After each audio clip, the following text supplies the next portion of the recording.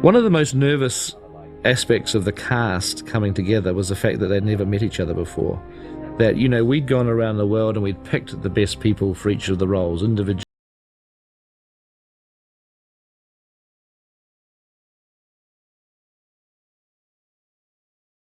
Was that none of them had worked together before. Most of them had never even met each other before. So there was a very nervous moment when, when suddenly we're in New Zealand 6 weeks out from the shoot and everybody starts getting off the plane. When I was getting ready to go out, they said, when you get to Heathrow, you'll be travelling with someone called Orlando Bloom. I just left my family behind and my friends and my life, and I was like feeling a little bit teary, you know, at the idea of leaving everything behind and my dog and everything. And I see this guy, you know, and I thought, he looks elf-like.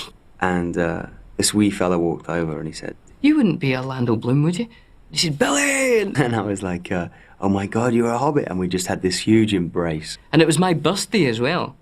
I'd just turned 30 that day. So we had champagne on the flight. And then when we got to LA, because of the time difference, it was my birthday again. So we had more champagne, you know, because it's the 28th again. Pete had done something very intelligent, whereby at the start of filming it was the full Hobbits for about 2 months, primarily just us, no one else. And I really hoped that those four guys would bond, because one, it would make the 15 months go a lot quicker if everybody was friendly and got along. But also for the film, I knew that, you know, having the Hobbits sort of feeling like they really were connecting was something that was important for the movie. So I didn't know anyone, and there's always that fear of going to a new place in uncharted territory. I was there for best part of a year. So it was my life for a year, totally away from home, just making new friends. It's such an adventure. You don't know who anyone is. Everybody's trying to find their feet and interact and try and be sociable. And that was one of the great things, that these friendships formed with the unlikeliest of people. It was a real kind of Boy Scout kind of, you know, year and a half. It was men together. I mean, you know, every so often Liv would be there and Kate Blanchett would be there, which was such an amazing thing, because you've got these two gorgeous women who got so much attention from us guys because, you know, we adored them so much. Well, I remember being really nervous because I felt like a lot of the emphasis, because it was all the boys, was on them meeting me in a way, and I was so nervous to meet them. And when I think about how I saw them, it's completely different to how I see them now, but they're all so cute. And it was this amazing kind of coming together. Here we are, we're all finally here, or almost all of us, and we're gonna set out on this journey. And it was this incredible excitement and anticipation for what we were about to do together. One of the amazing things about Elijah, I think, is he can sleep anywhere at any time. I mean, I've seen him do it. And, like, if they don't go back to him for, like, 15 minutes, he'll just be sitting there like that, like, for 15 minutes. And then someone will go, "Elijah, yeah, yep, scene, right." And he goes. It's an incredible thing that he's got. I mean, he must have been so tired during that shoot. Because, you know, there was times when we had time off. Elijah pretty much had no time off, ever. I've seen him fall down 3 sets of staircases, like, and then just get up and go, and just walk off. That is an incredible gift, man. He's like, you know, like Chaplin. I sort of appointed myself as his kind of minder. You know, I wanted to look after him and make sure that he was okay. Sean was very much Sam for me, you know, always looking after me, being there for me. Kept locking his keys in his apartment, and he'd leave and he couldn't get back in. And I was like, well, don't worry, I'll take care of it. And I would arrange, you know, to have a locksmith brought out there and you know, get his keys. And so he could continue going about having whatever fun he was having, you know, or talking to who he was talking to. And 45 minutes later, I bring him his keys, and Elijah, here's your keys. And he was like, oh, wow, great, thanks, you know, thanks for taking care of it. I saw the need for life to imitate art. Sam needed to look after Frodo as his sort of primary identity. As the Fellowship started to coalesce, that was the job I carved out for myself. Sean Astin is just a very cool man. He had a different experience than the rest of us hobbits, because he's got a family, of course. He was there with his wife Christine and his beautiful daughter Ali, who we were all uncles to her at the end, you know. Sean is a very kind of untrusting individual when it comes to safety. He's going to hate me for saying this, but it's true. He always had to check out everybody else's job and make sure that they were doing their job properly, because he didn't necessarily trust that they had it all under control. And there was one such instance when we were in a helicopter and we were in a kind of treacherous mountain area. It wasn't easy to land and it wasn't easy to take off. Elijah, Billy and I were just having so much fun because we were in helicopters and we were saying to the guy, could you try and flip over, or could you do some banks, or, how close could you get to that mountain? And, if we put a bike down, could you pick it up by its wheels and all that kind of stuff? And they're talking and laughing and scratching, and I can see that, like, all three helicopters are making their way in, and ours is the first one to go, or second one to go. And I'm like, you guys, shut up. They're talking. They're like, Sean, and they know what they're doing. They're safe. And I'm like, oh, man, this is not good. And Sean immediately starts, like, drilling the pilot of the helicopter. Like, all right, do you know that you've got, like, two guys behind you waiting to come in? Are you cool to, like, take off? And asking him all of these kind of safety questions that I'm sure this pilot had completely under control. And there was also a point where Elijah and I and Billy and Sean had been dropped off at lower altitude, and we were there for about half an hour waiting for a helicopter to pick us up.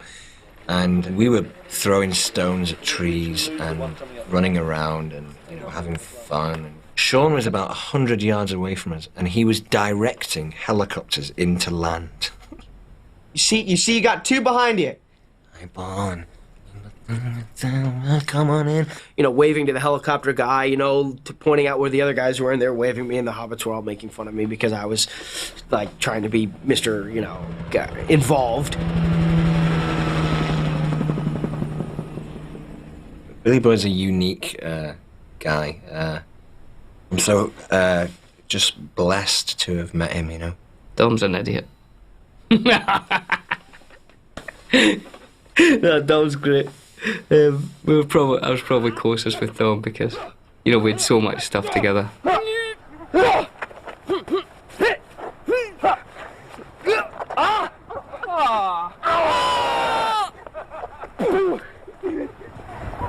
Done and done.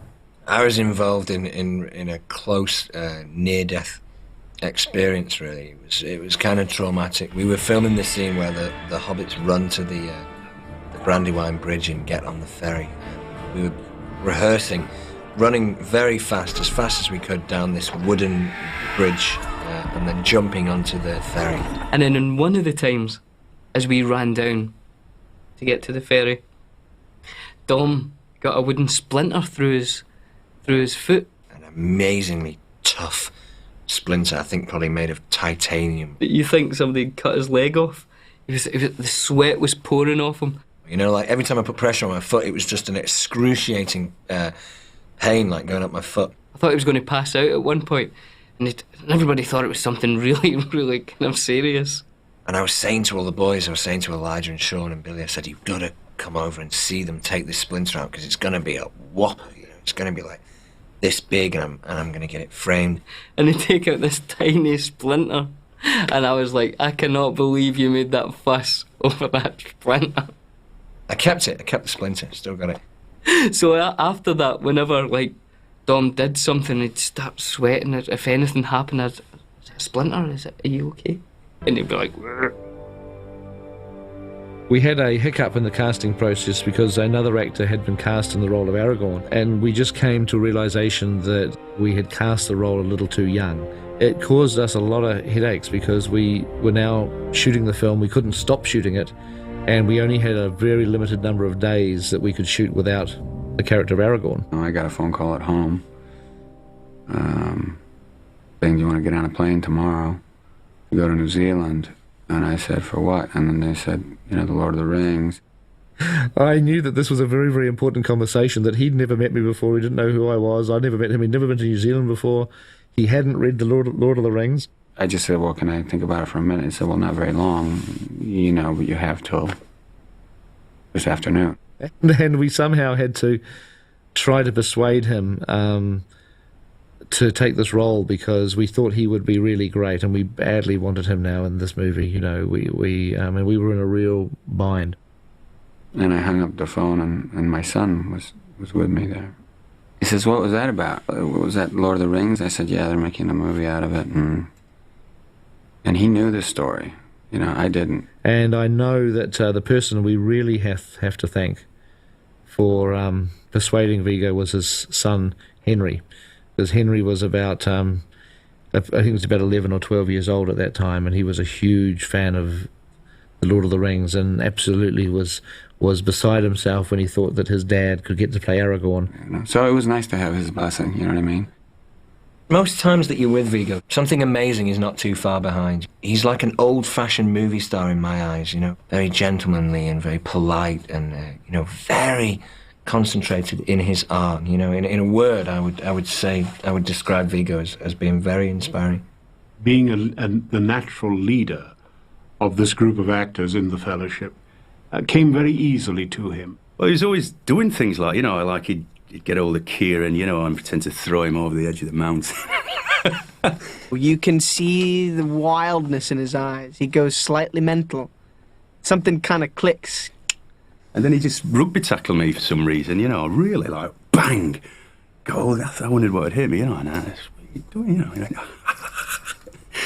He's an extraordinary guy, really. I mean, he believes in the truth in everything he does, I think, you know, no matter what it is. And if he doesn't do it. He's an incredible artist in so many different forms. Photography and painting and poetry, and he just lives for the moment, it seems. He lives for life. Viggo is an incredible photographer, and he took a lot of photographs throughout the whole time. And, you know, you sit at your little makeup station and there's a mirror in front of you, and he just, from the beginning, day one, started to, you know, make a collage all around the outsides of the mirror. And by the end of the shoot, there was no mirror left. They were overlapping. It was full of pictures, and then it became another layer and another layer. It's all the way up on the ceiling and wrapping around behind and trickling onto our mirrors. And he was thinking of, like, you know, buying the bus and taking it with him, because it was such a brilliant collage of memories and moments.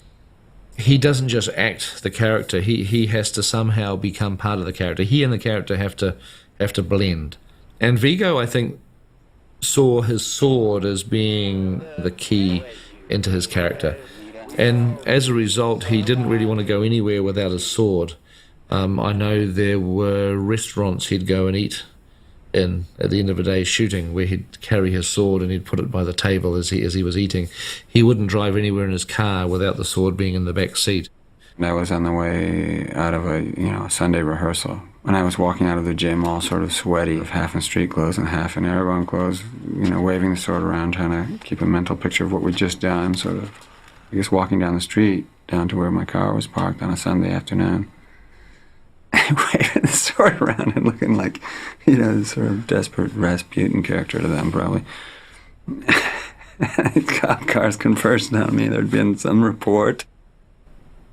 The interesting mix that John put on the thing was that he's not a big fan of rehearsing too much for fight scenes.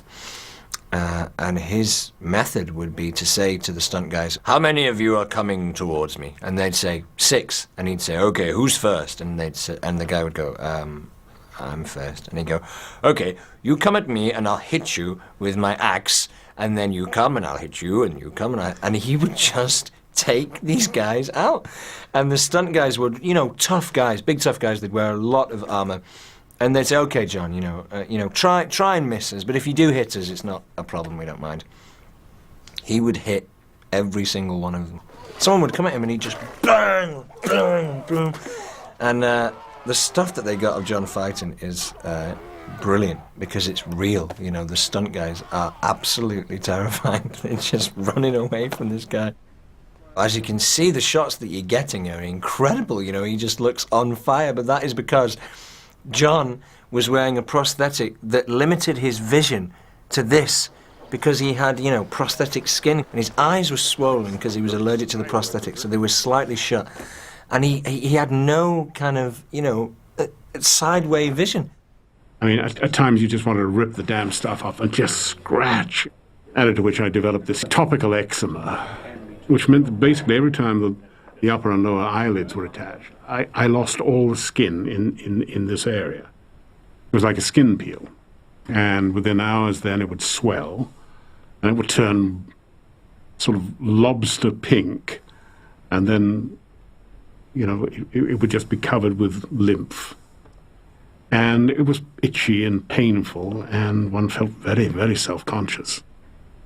John Rhys Davies took us to a restaurant, and it was when we'd only just started to get to know John, and we sat down at this huge long table, and he said, "I think I will order the food for tonight." And we said, "Oh, okay, on you go, John," and we were all having a conversation, and the waitress came over, and John ordered, food that would probably have fed maybe 35, 40 people, and there were about 12 of us. He just said, "We'll have 9 lobster and 15 shrimp and 12 red snapper, 15 filet mignons and some grilled mushrooms. I'll have 12 onions and wild boar and, all this kind of stuff, just like pheasants and grouse. And do you have partridge? Bring the partridge," all that kind of stuff. And, the brilliant thing about John is that because he's worked with so many amazing people and worked on some great jobs, all you need to do is give him the merest hint that you would like to hear something about a job that he'd done, and he's off. One of the training regimes that we set up for our actors when they first arrived in New Zealand was boat handling skills, and I think that most of their training revolved around trying to make each other sink. It grieves me to talk about this because in a boat situation when there is an elf and there is a dwarf in a training boat and the boat capsizes, let us say that the blame was placed on the dwarf. He's a huge guy, man. He's 3 times the size of me, and his weight was just like, he just needed to a tiny little moment of the weight, and we were lost. But there might just have been an element of grim satisfaction in the dwarf's face when he heard of another boating accident which also involved the elf. I can't believe that John would say that was my fault. Did he really say it was my fault? He's unbelievable, man. I wasn't very good at the canoes, really. I mean, I could never sort of get that sense to put it over that way, to do a left and all that lot. And I just kept getting lost and having to be towed back in. And Orlando was quite good. He'd practiced a lot more than I had. And he was like, sort of, very graceful. And so any time I could give his canoe a little knock with my oar, I would do, So he's been sent round the wrong way. And it'd say action, he's like, "God, it's Bean, he's put my boat in the wrong direction." I love Orly. I mean, I would pick on him a lot just because I could. I had this thing that I refused to drive when we were there because it was on the left side and I'm a little dyslexic and I was just terrified. So Orlando lived really close to me and I would make him drive me around everywhere. And we would spend a lot of time together, and I guess I wanted to watch over him, and it was his first movie, and that could really mess with some people's heads, going from being a student in film school to being one of the stars of such an enormous film, and so I always took a lot of notice of just what he was doing and not how he was acting or anything, but in his personal life. Orlando was no more selfish than any of us, but he wasn't always as clever at disguising it as the rest of us, because he's not that experienced, so that if he wanted something, he sort of came out and asked for it. Wiser birds go round the corner and whisper and sidle and to achieve the same effect. So sometimes the old lion had to push down the young cub, but not really, only in fun, because he's such an open guy, and his enthusiasm was so shared by us all. He's a lively guy, and he's a really good guy, got a good heart, and but we're very different in some ways. I'm from up north, he's from down south, and I call him a southern softy, and he calls me a northern bastard. Sean Bean, he was a real brother in arms, story-wise, but also actor to actor and man to man. He was a most valuable ally to me. We were doing the sort of scene where I die, and Viggo's laid over me, and talking to me. And we sort of did all my shots before lunch, and then we just said like this, all right, that's lunch. We come back to the death scene later. and then we came back after lunch and shot this, all the coverage on Vigo. So it was quite strange that, because you still, you just break off and have some potatoes and some food and stuff like that, and you go back for your death scene again and die again. Ian McKellen, when Ian arrived in New Zealand, I showed him a videotape I had with some interviews with Tolkien, and then obviously he got some of those audio tapes that you can get. And Ian based his performance of Gandalf on Tolkien. I mean, he was impersonating Tolkien. It was looking at myself in the mirror as Gandalf, adjusting the stoop of the shoulders, and in doing that, feeling the voice deepen and getting raspier and a little more precise than perhaps my own is. And really, in a sense, Tolkien does have he does have a part in our movie, interpreted through Ian McKellen's performance of Gandalf. Ian shared our trailer, so if you can imagine the 4 hobbits in a trailer with Ian McKellen. I was sort of partitioned off. I don't know why. Perhaps it was thought that Gandalf wouldn't want to talk to lesser beings. There was an entrance at this end of the bus and an entrance at that end of the bus. And when Ian was in the chair, we always used the other entrance, out of respect. But I was rather grateful of having a rather, albeit flimsy, partition, because Elijah Wood in particular, and Dominic Monaghan liked to play music quite loudly early in the morning, and it wasn't always music that was to my taste. So that became kind of difficult. You'd kind of hear him sort of in the back of the trailer. At one point, just in protesting and some sort of, you can't really figure out what he's saying, but just protesting. But there was no tension because of it. He's a very amusing man, great sense of humour, and a very nice man. It's an awful phrase, really, to say that somebody's nice. But when I say nice, I mean he's a very decent person. He's a very fine actor. And he was tremendously supportive, as far as I was concerned, encouraging and a constant companion, you might say.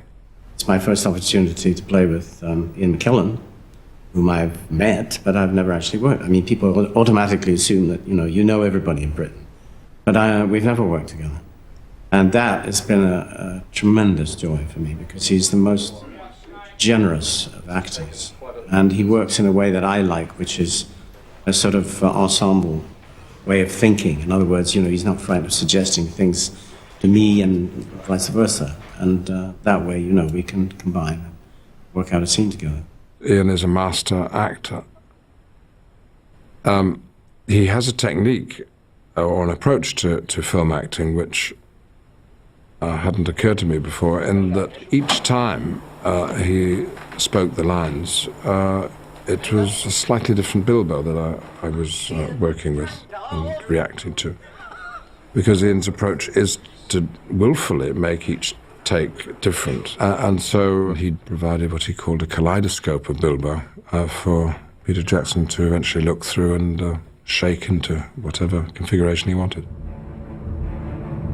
One of the great things about Christopher Lee is that he is a huge Tolkien fan.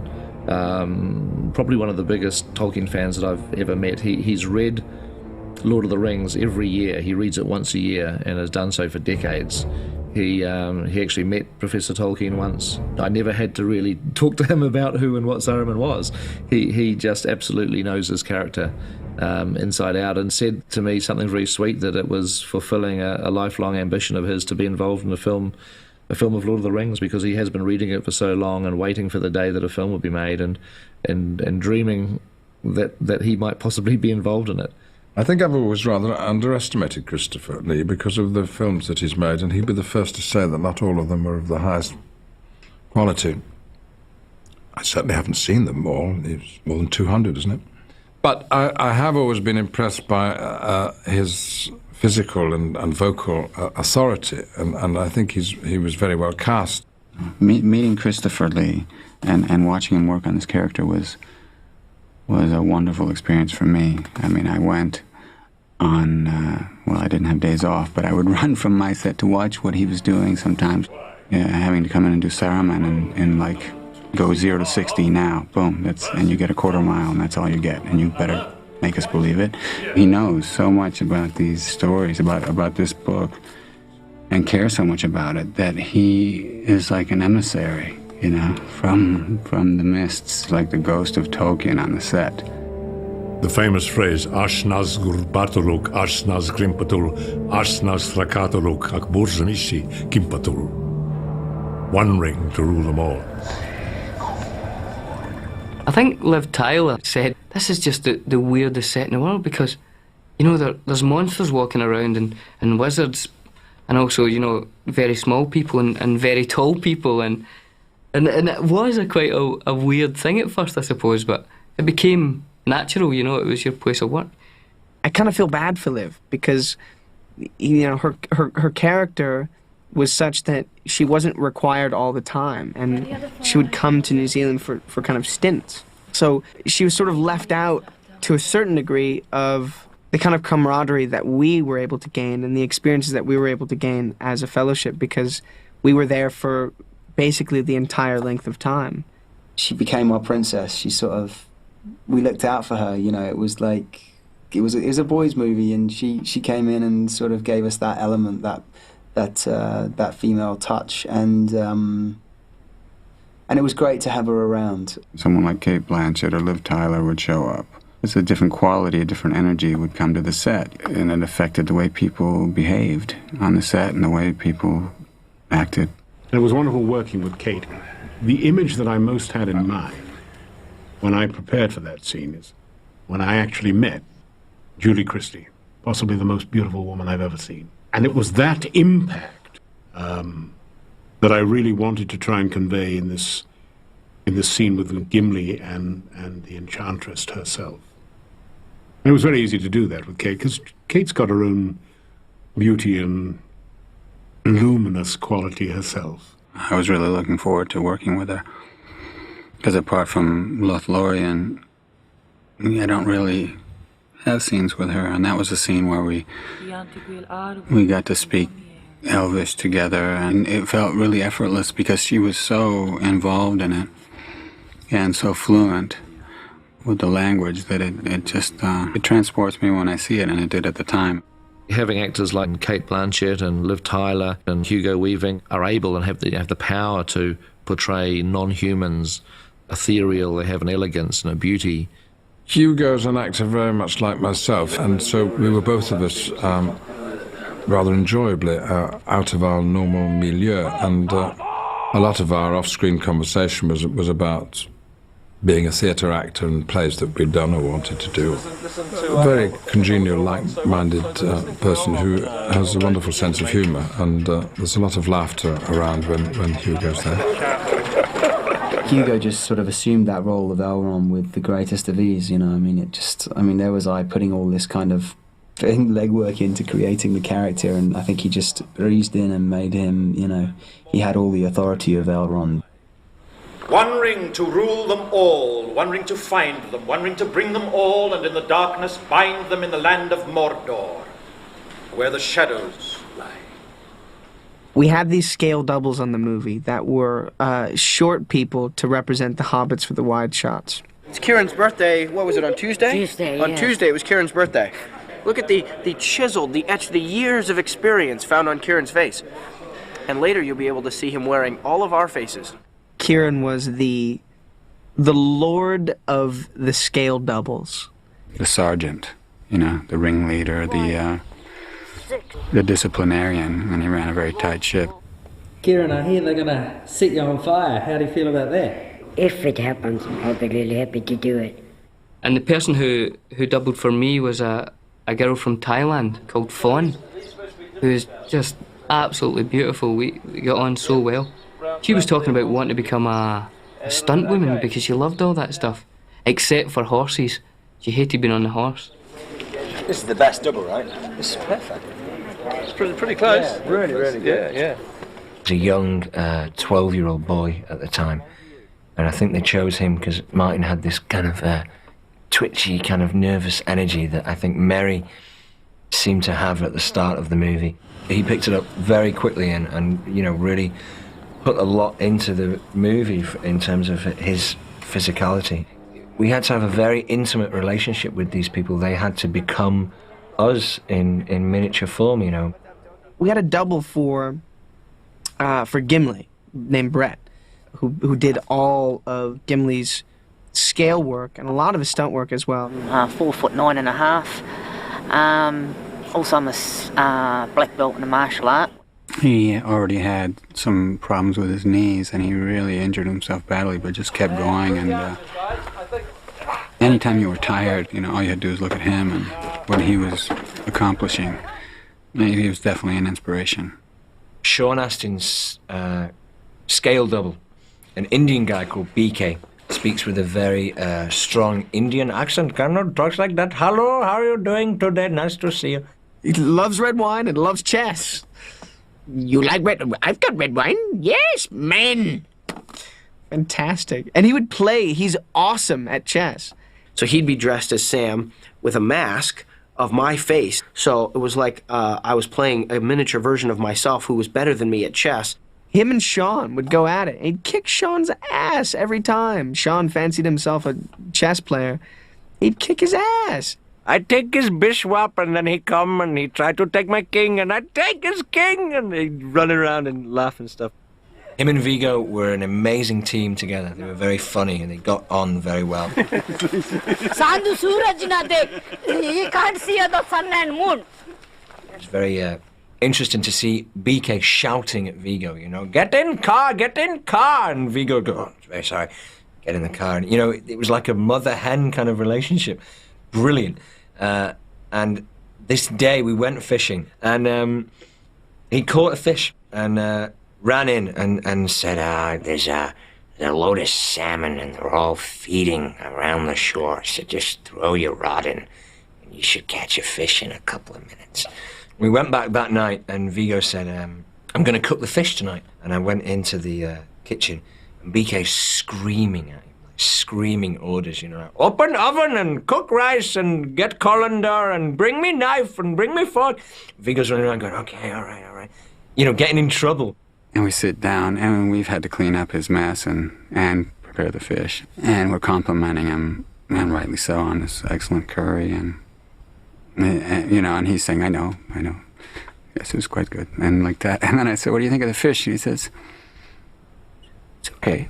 You know, like, and then I said, well, you don't like it? And he says, it's not how I would have made it. And I said, well, how would you have made it? I would have made fish curry.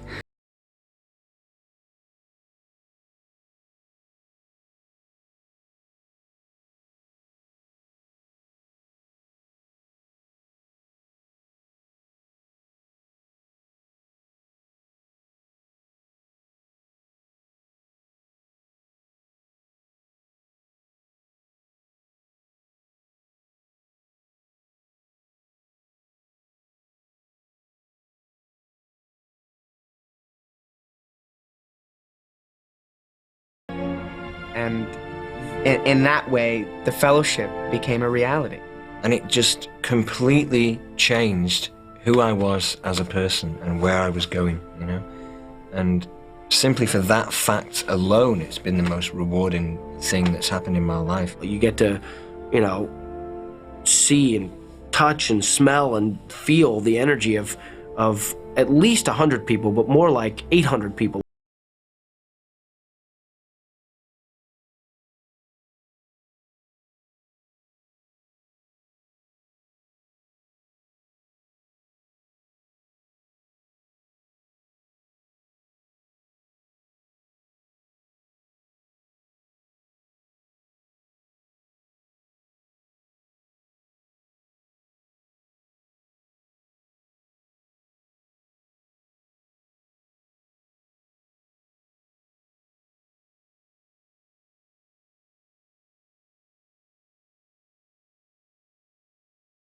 Film assumed that somebody one day would make a live-action film and that I'd get to go along and see it.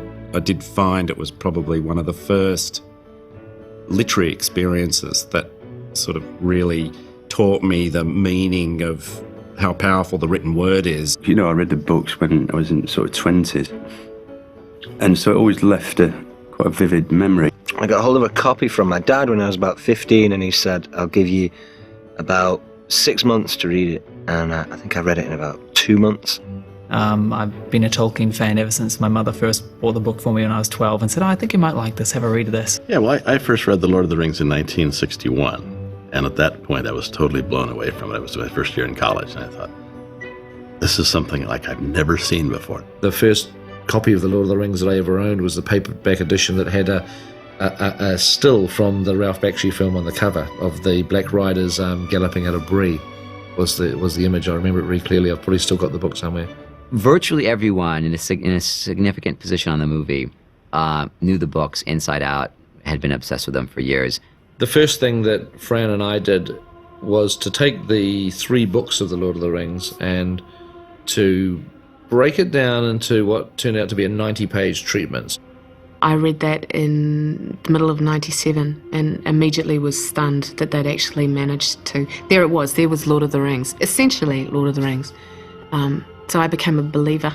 It was our first pass at really cracking the code of The Lord of the Rings, is the way that I sort of think of it, as basically, saying, well, the book is a great book, the story is a great story, the characters are great, but it's unfilmable, and it is unfilmable. If you were to just shoot the book page by page, scene by scene, it would just be a mess. Here you've got a book that's 1,000 pages long. It encompasses a different geography, all kinds of races of beings and creatures. It's a book that took the author 15 years to write. This is a challenging book to try and put on film. I always find that literal adaptations don't work. I think you've got to find what you think is essential to the book and make your movie of that. And in that way, things started to happen, like, lines that Elrond would say in the book were given to Aragorn to say in the movie. A line that might appear in Lothlorien was suddenly, put into the minds of Moria. But nonetheless, they're still Tolkien's language. It's still his words. Miramax, of course, were the first people to finance Lord of the Rings. Credit has to be given to the fact that they were strong-minded enough to take on this incredible task. We wrote the first screenplay. We immediately were going to start working on the second screenplay. And sort of towards the end there, Miramax was starting to say, well, we really feel like we want to do it in one film. And Peter said, there's no way I can tell this in one movie and do it any justice, so I can't do that. And luckily, Miramax was like, hey, okay, fair enough. Well, you can go ahead and see if anybody else is interested. We had one chance of continuing with the project. And I said, we've got to somehow convince somebody to make 2 Lord of the Rings films. We've got 4 weeks to do it. And Peter trotted off to Hollywood, and he went to many of the studios and called upon his old friend Mark Gordesky, who was an executive at New Line. And Mark set up a meeting with Bob Shaye. Bob is impossible to read. He's a completely inscrutable sort of meeting. And you can't really tell how well you're doing. So he made this, Peter and Fran made the presentation, showed a lot of mock-ups, showed the tape, played the tape, lights came up, couldn't read the situation at all. Bob looked at Peter and said, now, Peter, why would anybody in their right mind make 2 movies? Which shattered them both, because they didn't quite know what he meant. He said, this is 3 films. Well, thank God for that decision. Once New Line were on board, we had to basically take our 2 scripts that we'd written for Miramax, and we had to now reorganize these into 3 different movies. And that really involved a total restructuring, page 1 rewrite, basically. Philippa Boyens. She's one of those people that had read Lord of the Rings like once a year, every year, since she was 16 years old, and knew everything about Lord of the Rings. And so we invited Philippa on board. The collaboration between the 3 of us came down to Fran and I working incredibly closely together, locked in the hotel rooms, locked in the office at home, getting the work done. Fran then taking it to Peter and reshaping. And often we'd come to bits where we knew there was action involved, so we'd just go, they fight. And it turns into 20 minutes of the finished film. Because you just knew Peter was going to come along and do it brilliantly. And they go. And the reverse, I have to say, is true. Peter did that with the kissing. he would just say, he'd just hand it over to us and say, well, that's your department. There are probably some times when it was a bit of 2 against 1, when it was actually Philippa and Fran, you know, going against Peter, and you know, he's like the only guy with these 2 women sort of pounding away on these issues. It tends to be me on the laptop because I'm the fastest typist. I'm sorry, guys, but I am. Fran always, she likes to write by hand, and her scripts are the ones that are covered with writing. I like to keep my scripts really clean. It's scrawled all over. So she's usually sitting on the floor surrounded by notes, surrounded by the scripts, and lots of paper. And Peter would be, when he was shooting, he'd generally be lying on the couch completely exhausted because he'd just shot right through the week, and this was his day off, and he was working on the script. The script was literally being rewritten, I'm not exaggerating, every single day and week for the entire 15-month shoot. I would get pages faxed to me several times a week. We were constantly updating them, partially because of the interaction with the actors. We used to go around to Pete's house, which was great. And whoever was involved in the scenes, we'd go around and kind of chat through what that scene's about. And through that, a lot of the script kind of morphed into something else, you know. Pete and Fran and Philippa sat us down, Billy and I primarily, and said, write down anything that you are doing that is making you laugh, you know, and try and link it in with something in the book. There was a lot of plot lines that we sort of fleshed out, had ideas about certain specific characteristics more than anything.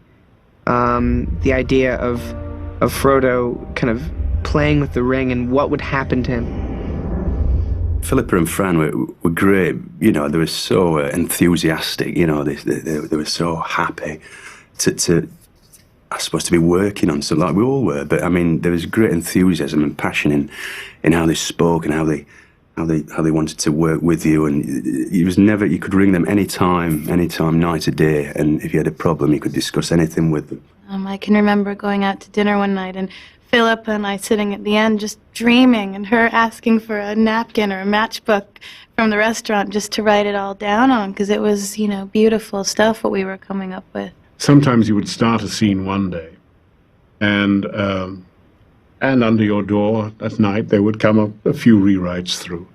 When I say a few rewrites through, I have 2 file boxes that big, filled with rewrites.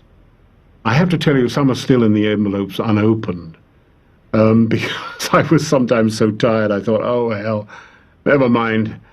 The actors who were now starting to own their characters were, you know, firing ideas to us, which, you know, I mean, some of them are good and some of them aren't, but you certainly gratefully accept the good ideas, you know, and this, you know, Fran described it as furiously laying the tracks in front of the train. It was as it was rumbling up behind you. There was no stopping the train, and the tracks just had to go down. It made for a degree of sort of controlled chaos. The artistic result was actually the exposition scenes, and by that I mean scenes that have to explain a lot of detail about the plot. Early on in the development of the Fellowship of the Ring, Peter hit upon the idea of doing a prologue. He knew he was going to have to go through this long period of exposition, so he wanted something exciting, almost like you would do with a Bond movie. We really do need to, like, get people into the headspace and let them understand some of what we're talking about, so that when the story really kicks in, they've got a background on things. Peter was very specific about what he needed. I need to set up Isildur, I need to set up Narsil, I need to set up the Battle of Dagorlad, we need to introduce Sauron, we want to introduce the immortality of the elves, and we want to track the journey of the ring to being lost. And you can't do it in more than 4 pages. And so that's what I did. I sat down and I thought about it. And that's where history became legend, legend became myth, and some things that should not have been forgotten were lost. That's where they came from. That survived, actually. They rang me back, and they were great. They just said, we can't believe you just did that. There are lots of things in these films which are not in the books. And I think in most cases they're improvements. Because they are scenes that do have to be seen. And they add a lot to it. Other people are going to complain about the absence of Tom Bombadil. Sad, yes, but I mean, this could go on and on and on and on and on. And the plot of The Lord of the Rings, in our movie, in its most simple form, is Frodo carrying the ring. Eventually has to go to Mordor and destroy the ring. So, you know, what does Old Man Willow contribute to the story of Frodo carrying the ring? What does Tom Bombadil ultimately really have to do with the ring? I know there's ring stuff in the Bombadil episode, but it's not really advancing our story and not really telling us things that we need to know. And if you look at the edit, we don't know that they didn't go into the Old Forest. We don't know that they didn't meet Tom. Conceptually, we just don't mention it. It's just left untold, is what how I like to conceive it.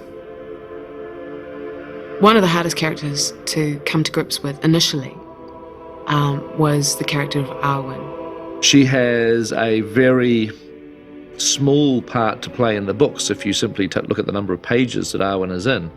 And in order to make her a character with some weight, we have had to create more material for Arwen. We went to the appendix and wanted to draw on the appendix and the story between Aragorn and Arwen and her choices. There's a snippet from the Lay of Luthien, the song about Beren, the mortal man, and Luthien, the elf maiden, which was a story that is mirrored in the relationship between Aragorn, mortal man, and Arwen, immortal elf maiden. Steal a firework and light it. Done. Supposed to stick it in the ground. It is in the ground. Outside. That was your idea. Even though I knew it wasn't in the book, I just felt that you need the energy at that point. Because this is a party. You want to see some lightness and fun at the front of this movie because it gets very dark. And you're looking for something unexpected. You're introducing two main characters. You're saying something about them. You're also referencing an event that actually does take place in the book, which is that Gandalf has a firework. Primary things it needs to do is reveal character. We try to do this with Gandalf. Gandalf tells an awful lot of exposition in Bag End, but we also wanted it to reveal something of Gandalf's character, so that it's not just telling the audience the plot. It's also wasted a lot of time, and we did do this. We wasted a lot of time trying to bring so much of the world to life, trying to explain some of the cultures, such as dwarves. And what we discovered is if you want to explain to an audience about the culture of dwarves, you cast John Rhys Davies as the dwarf, and he'll tell you, he'll show you, he'll bring that culture to life for you. We could pass through the mines of Moria. My cousin Balin would give us a royal welcome. Scenes like the Council of Elrond at Rivendell have been fiendishly difficult to turn into cinema because it is a group of people sitting around talking about the plot. I looked at the script page and I knew that if we shot it as it was written, it would be 30, 40 minutes long. And it's just like, couldn't do it.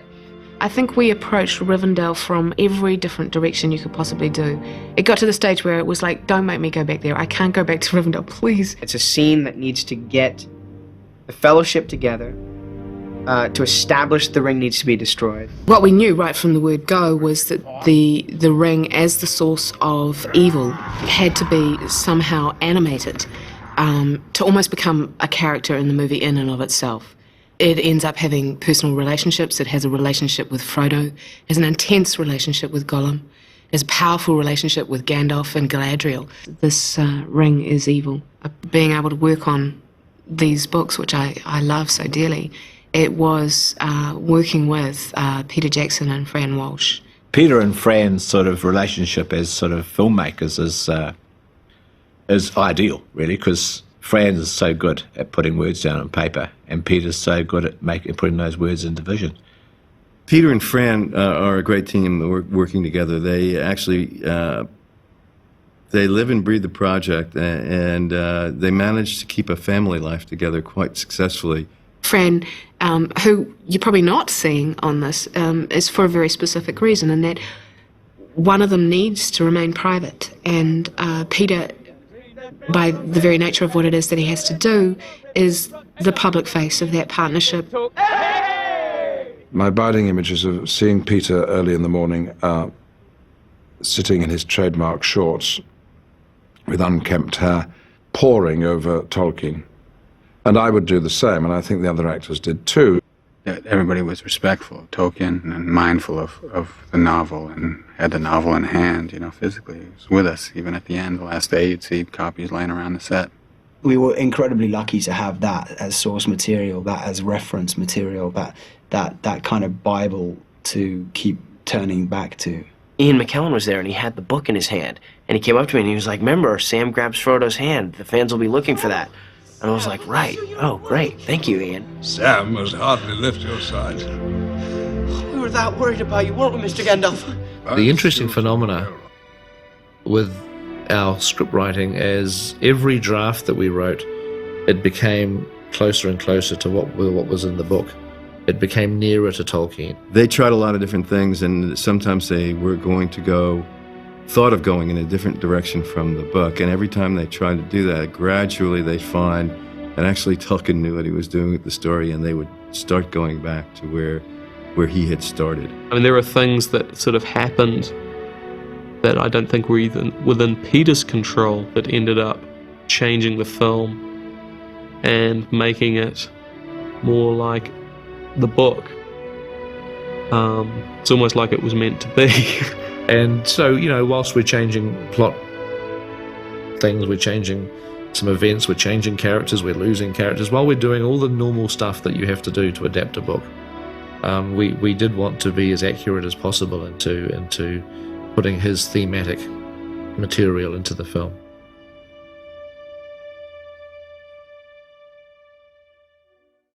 Our principal Hobbiton set was in a farm near the town of Matamata, and we shot a lot of the location footage there.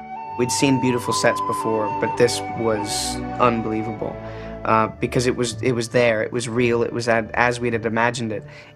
Bag End was there with the massive tree sticking out of the top, coming down, as we'd seen it in various paintings and images before. It was exactly how we'd imagined it. Hobbiton was an exceptional location, except that it was extremely difficult to access. All the roads were really paths. It was a very fragile landscape, and yet we basically still had to come in with fairly sizable technology. It just required more physical labour to actually work the location. Today we're keeping the chimneys up and running. There's 47 chimneys in the location, which all have particular secret little ingredient smoke pots in them to keep them up and running. So it looks like there's a little bit of activity happening in the buildings. So and Maha to you too. Philosophically, as far as what we wanted to do with Hobbiton, since it was the opening of the film, we basically wanted to start off with sort of a very idyllic place, which is very, expressive of a simple lifestyle, a rural lifestyle, where people are actually very much in touch with nature. And I just wanted to make everyone feel like that it was like a holiday destination. People would love to want to go there. When you're walking throughout the Shire, you could see what an enviable existence it was for the hobbits. It's excellent. Everything is absolutely a joy to be here. It's fun. It's something totally different. I think I would have paid money to be a hobbit, but no, it's been great. Well, it's the 17th of January 2000. It's our first day back on the shoot since Christmas in the new century, and it was also Ian McKellen's first day today. You're late. A wizard is never late, Frodo Baggins. Nor is he early. He arrives precisely when he means to. And it felt like coming home, and that was a good feeling for me, because Gandalf was returning back to an area of Middle-earth that he loved and respected. No, thank you. We don't want any visitors, well-wishers, or distant relations. So what about very old friends? Of course, once Gandalf walks inside Bag End, then you're into a studio. You're no longer at Matamata, you're several hundred miles away, and you're in a small, confined studio. Often we filmed in 2 different scale sets. So Bag End was built, for example, in a large-size scale for Ian Holm to appear in, and a small scale, the Hobbit-size scale, for Ian McKellen to walk through.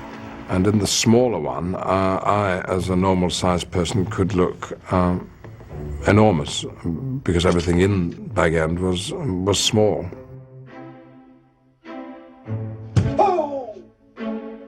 The Bilbo's party, which takes place on the party field, we see the party field at Matamata in the daytime being prepared, but when you actually go to the party at night, you're now inside a studio. You're not in Matamata at all. You're in the middle of the day. It's 2 o'clock in the afternoon, and you've got a studio pretending to be a Hobbit party at night. It would be great to get, with the fireworks, it would be great to get more applause, you know? We're getting sort of, that, which is nice, it's certainly better. But if we've got a bit of, if we've got a bit of jumping and actually cheering, more cheering and clapping at each firework burst, will be good.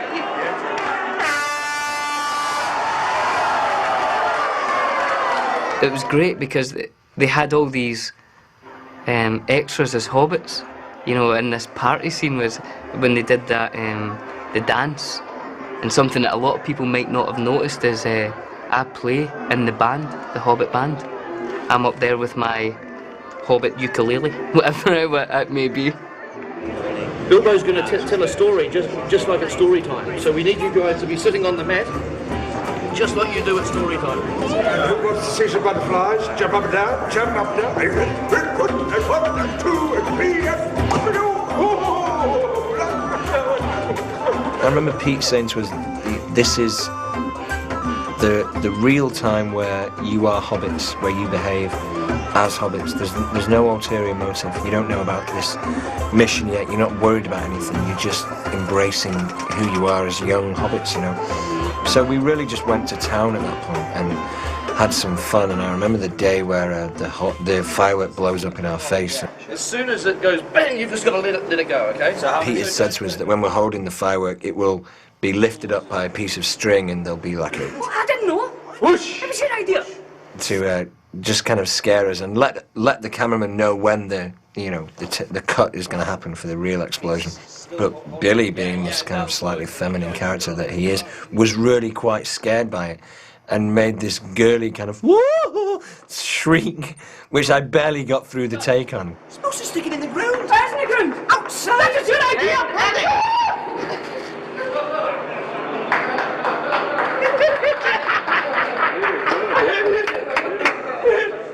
I just get such a fright, and Dom just gave me abuse for it all day. You're supposed to stick it in the ground. It is in the ground. Outside. That was your idea.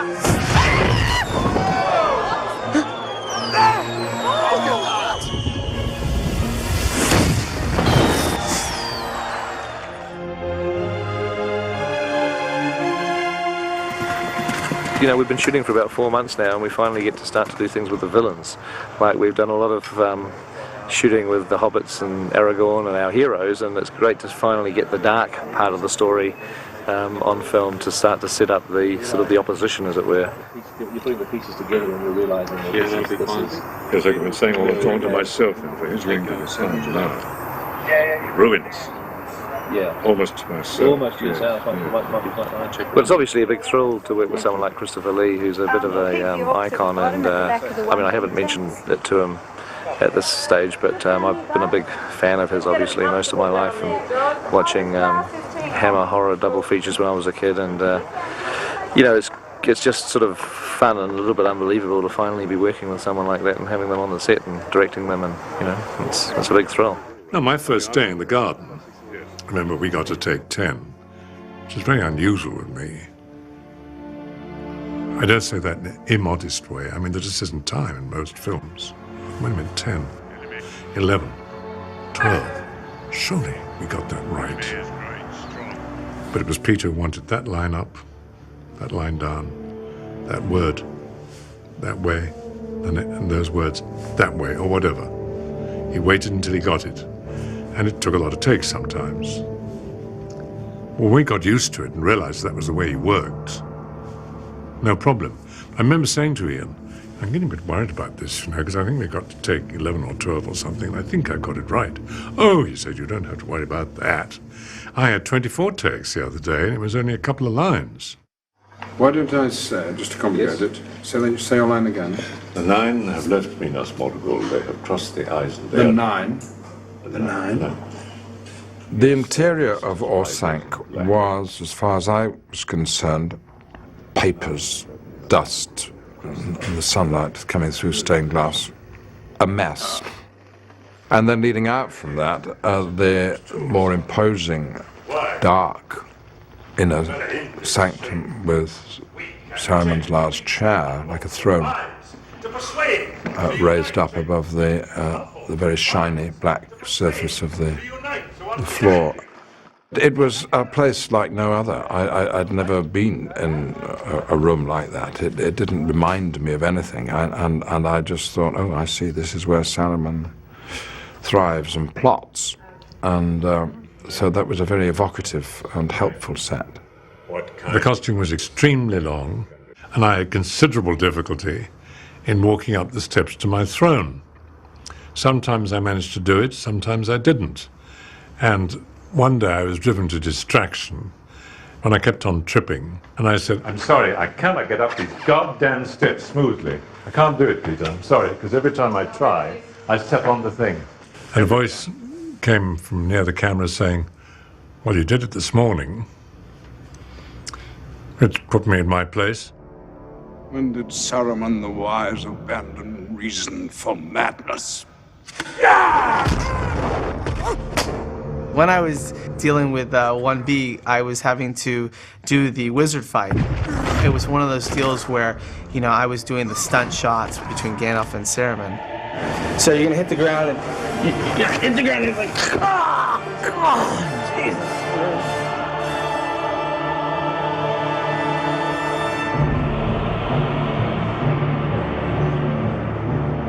The stunts were superbly well done.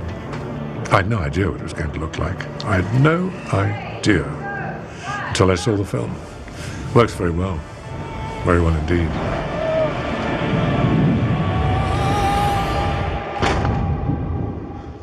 Second unit's first day was actually at night, and it was the moment with the trees being ripped out at Isengard. That was the first thing they shot. And we were kind of in and out of rain that whole weekend. And that kind of became the mantra for second unit. It rained for about 2 weeks, and so this whole scene was shot in pouring rain in the middle of the night on beautiful green grass, which turned into about 8 inches of slimy mud within an hour of starting. And it just added another dimension to the whole the look of it. It just added a huge, wonderful shininess, muddiness, grungy, sort of real element that no one could have imagined, really.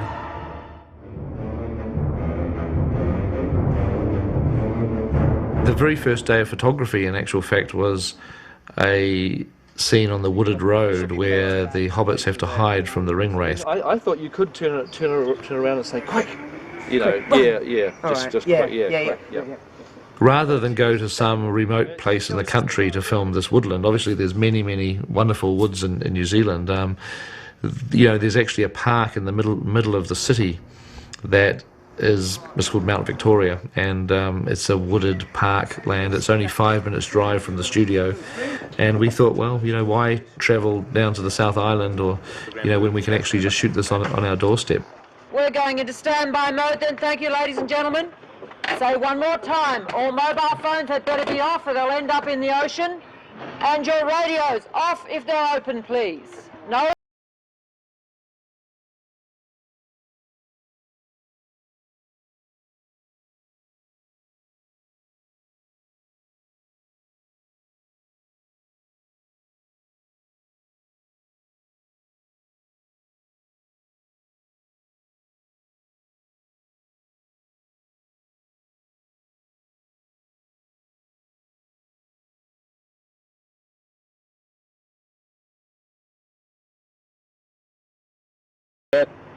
And action! Get off the road! Quick!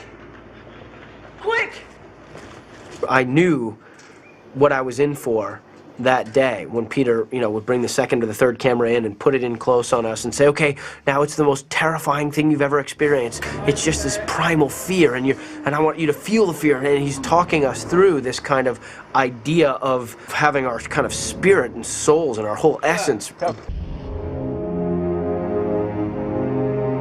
The town of Bree was one of the very first sets that we shot in, towards the end of our first week of shooting. I think we shot all of Bree, for the most part, the actual city street of Bree in one night. And we had the rain towers, and it was mad and crazy.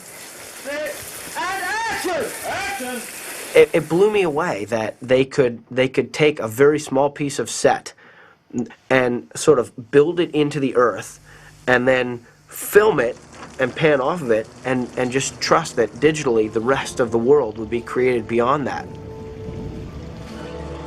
The Prancing Pony was, like most of the sets, very authentic, really well crafted. It was a place where you step on the soundstage, you walk in the door to the Prancing Pony, and you're there. I mean, it was so well constructed. And then we had these massive tables that we sat at. So it made us look small, like we were too small for the big tables. Big mugs and, big plates. It made us feel smaller, and it kind of made that world more realistic for us. What's that? This, my friend, is a pint. It comes in pints? Oh. I'm getting one.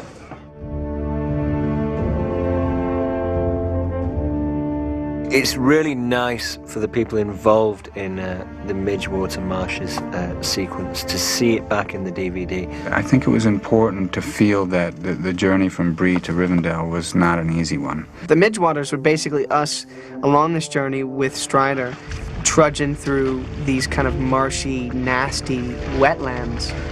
It was freezing cold, and our feet were so cold that you just couldn't feel anything.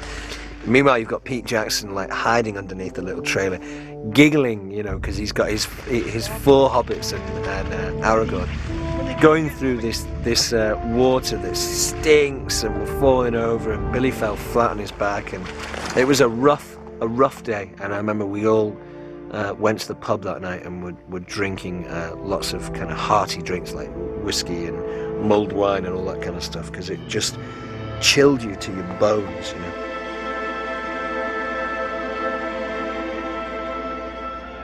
The sword work on the movie was obviously incredibly important. The Weathertop fight was one of the early fights in the film. Weathertop was the main thing that we rehearsed before we started filming. The actors arrived about 6 or 8 weeks before the shoot. Having sword lessons with Bob Anderson was always part of their regime. We had so much fun learning how to do the sword fighting, and we actually choreographed a number of very involved sequences. And I remember when we were filming on Weathertop, I was bringing the full weight of my kind of anger and ferocity to it. And I remember Peter saying, well, listen, you're a hobbit, and you couldn't actually generate that much force to have your sword move the sword of the Ringwraith if you were to strike it.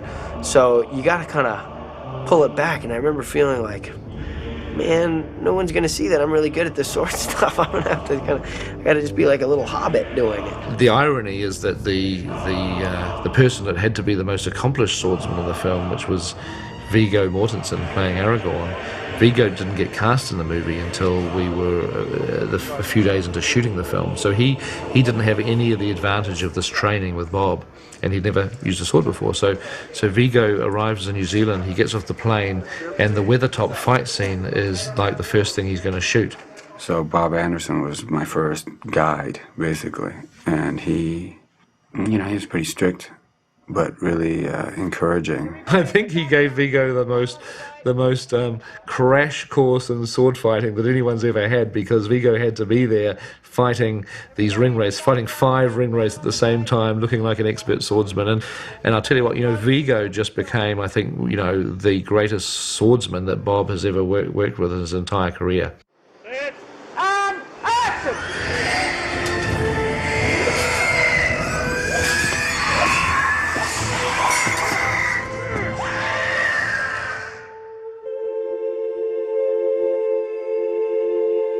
actually realized that bringing Arwen's voice down to a really low register, how that suddenly just made everything work, because it showed her depth and her age and her wisdom.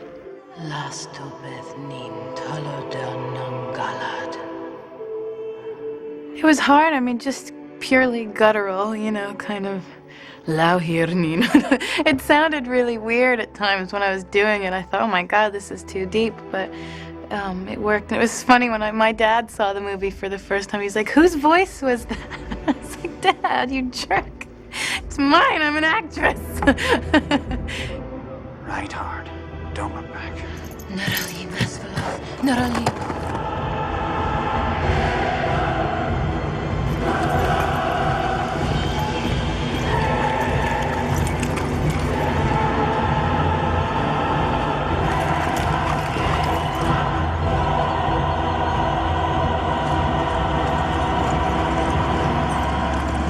Cutting! Cut! They must have hundreds of hours of footage of Jane riding, and she was incredible. As the truck gets a length ahead, so he's actually just got momentum on, then you could actually set yourself in. The action that we're doing is like, you know, like yesterday we were jumping over a log and then galloping down a steep hill. Another day, you know, you're galloping along, weaving through trees.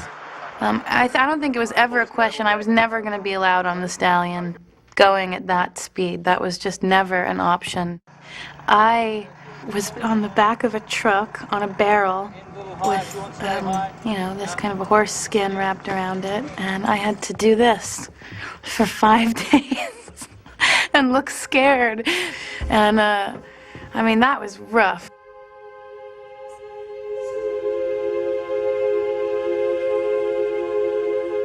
The Rivendell location was primarily built at a park called Kaitoki. We chose it really because it had, you know, quite a closed-in geography, and so that the set that we built would have a sense of drifting off into the forest. So its boundaries were sort of forested, if you like. So, I mean, the elves, that whole concept of being one with the nature was pretty important, and as a result, Peter had the design team, you know, have this kind of indoor-outdoor feel throughout. So we would have outdoor sets, you know, for exterior shooting, as well as sets outdoors for interior shooting. And we mimic that on the stage as well, where we would have, you know, interior sets of Rivendell that still have that outdoor feel. So we'd have trees on the stage, you know, or we'd have like, you know, matte painting backdrops, you know, of rocks and whatnot in the distance. But the thing is, I mean, in the end, you still basically, what you do is you look at, you know, you just try and sort of remember the qualities of natural light that is in the environment, or the sort of qualities you want to achieve, and then you go into the studio and now you're basically trying to achieve those qualities, except that you have to do it artificially. The reason we built Elrond's council chamber inside was we had to be able to control the environment completely, so it wasn't something we could really shoot out at Kaitoki. You know, we were literally sitting in a circle of actors like Ian McKellen, Hugo Weaving, Viggo Mortensen, Sean Bean, John Rhys Davies, you know, Elijah was there, and, you know, it was just like I was looking around, I was sitting there thinking, whoa, this is a real lineup of some greats. Sauron himself forged the One Ring. Molten gold mixed with his own blood contains his life force. The Council of Elrond is a long scene in the book, much shorter in the film, but it did take a long time to shoot. It dominates most of my memory because the council scene took about, my God, I think it took the better half of like 5 days. We spent a lot of time there because we had to sort of cover it from more or less every angle. You see all the characters all in a circle. So we had to shoot it from everybody's point of view. And so by the end, I mean, I think we all knew each other's lines because we'd heard them that many times. It was probably the longest sequence in the movie, which is kind of shocking because I think that there are scenes that seem a little bit more complicated than that. But just pure scenes, that was one of the longest. You shall be the Fellowship of the Ring. Right. Where are we going?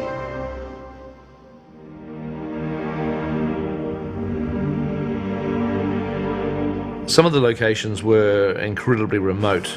We occasionally just flew people in choppers, which was a fairly major operation. We usually had to have 4 or 5 helicopters making several trips to the location to get everybody up there. And there was always, serious safety considerations, because if you're stuck on these mountains and suddenly, a storm sweeps in or clouds sweep in, the helicopters kind of can't land or fly, and there's a very big danger that everyone's going to get stranded and have to spend the night on this mountaintop or wherever you are. And so we always, used to take survival kits up there. We used to take tents and rations and stuff up there in case the situation arose that we would get stuck on a mountain for a day or two without being able to be rescued. It was always a little bit tense. And one of the most spectacular mountains was a place near Mount Aspiring, where we did the scene in the snow where Boromir picks up the ring out of the snow and holds it, and that was shot on a very remote mountainside, because I just wanted to be able to feel that we were really up the mountains and we weren't just cheating it on a ski field or something somewhere.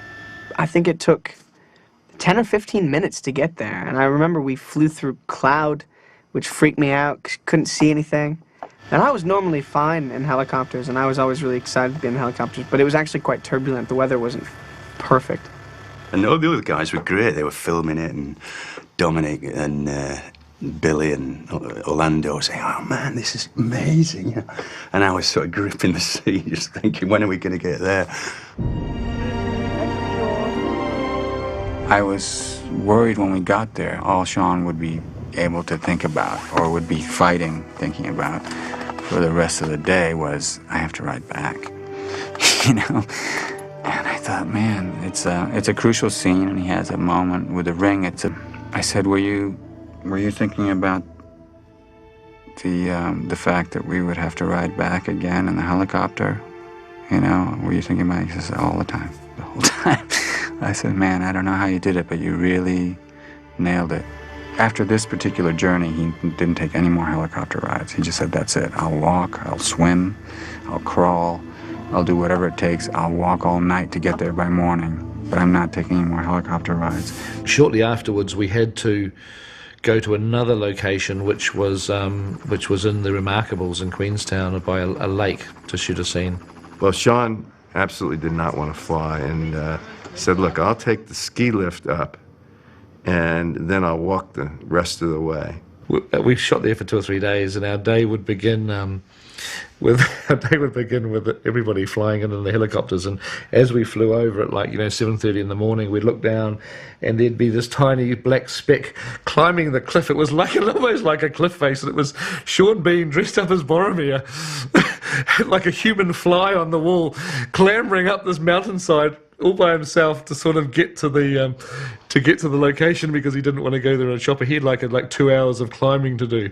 Well, they used to see me from the helicopter, and I was sweating at the end. It was like a real adventure getting over that sort of mountain to get to the set, but I preferred doing it that way.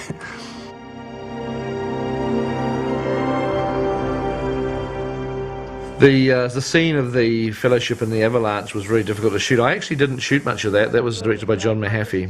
It was shot in a stage with this fake snow. The simulated snow is a rice-based product.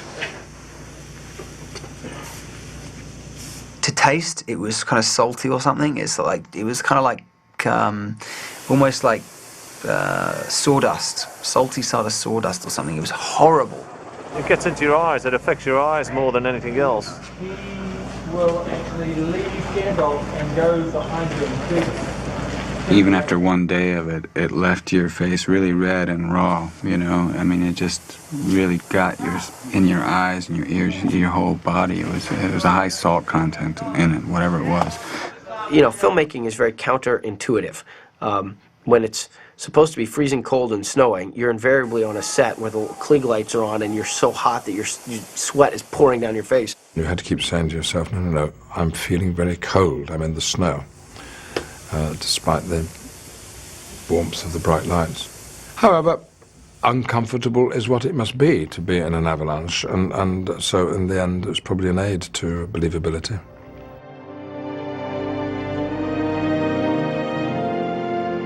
The exterior for Moria was shot on a wet set. It was shot in a car park right by a railway station, which is really funny when you think about it, because, you know, it looks so convincing as the outside of a lake. But that was good. Let's doing one more.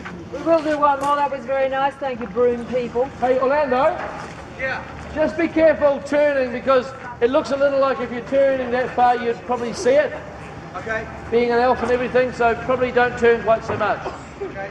It was freezing. The nights that we had to do the exterior stuff there, it was some of the coldest nights I can remember. I remember actually Billy Boyd, I think, was probably the coldest of us all.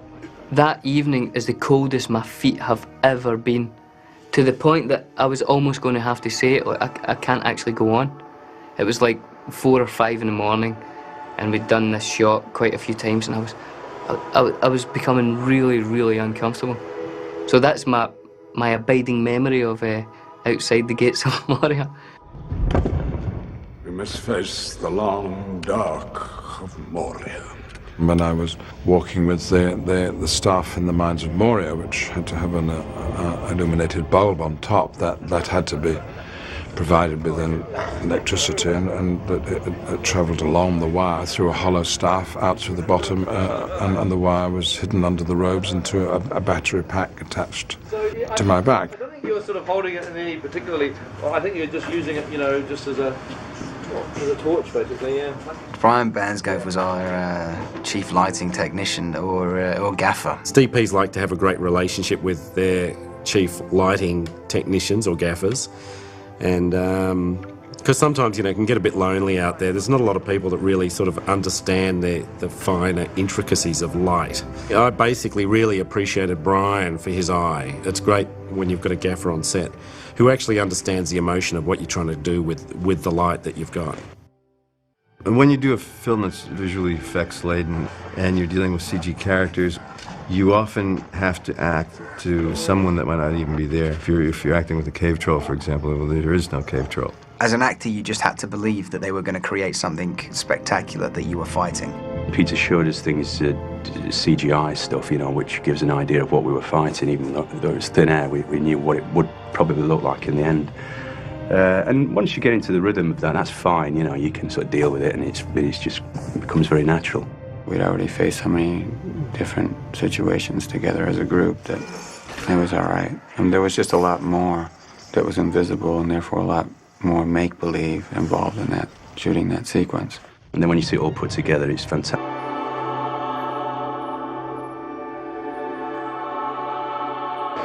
Well, the one thing that you're not going to be able to tell at the moment is that we're in this warehouse next to Wellington Airport, and it's incredibly hot and humid, and there's no air conditioning in the building, and we've got huge amounts of light, and it's really giving this place a very subtropical jungle sort of feel. It's freezing in here, Pete. You have a jumper? Yeah, I better get my big woolly jacket and my gloves and my balaclava.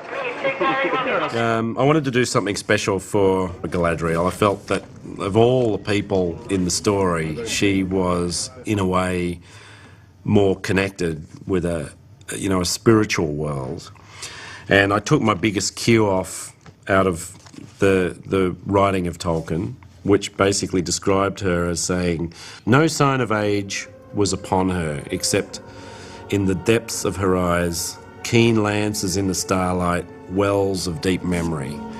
I wanted to find a visual interpretation for that somehow. So what we did, Brian and I did a few little experiments, and we eventually came up with what we called the Galadrielite. We went out and bought many Christmas lights, and we festooned them all over this rig. And what it did is it actually reflects like Starfield in her eyes. Because, you know, to me, it's like a lot of performances in the eyes, and I wanted her highlights to be different to everybody else's in the film. The scene where the Fellowship depart Lorien and receive their gifts had to be shot on the sort of edge of a pretty riverbank, and instead of finding a river, we actually found basically a lake, a small lake in a country estate called Fernside. We're just basically pumping a lot of smoke and using the sun and trying to get, you know, God rays and things to make it feel a little bit ethereal, elven, dreamlike, Lothlorien. I had a lot of fun there in that location. They had this huge trunk with like huge roots going off into the water, as if they were almost like little docking areas, these huge roots going into the water. So yeah, that was a beautiful location, actually. There's a dreamlike quality to that whole place, with all of the kind of fog that we put through there, and the fact that we as the Fellowship were kind of together in this sequence as well.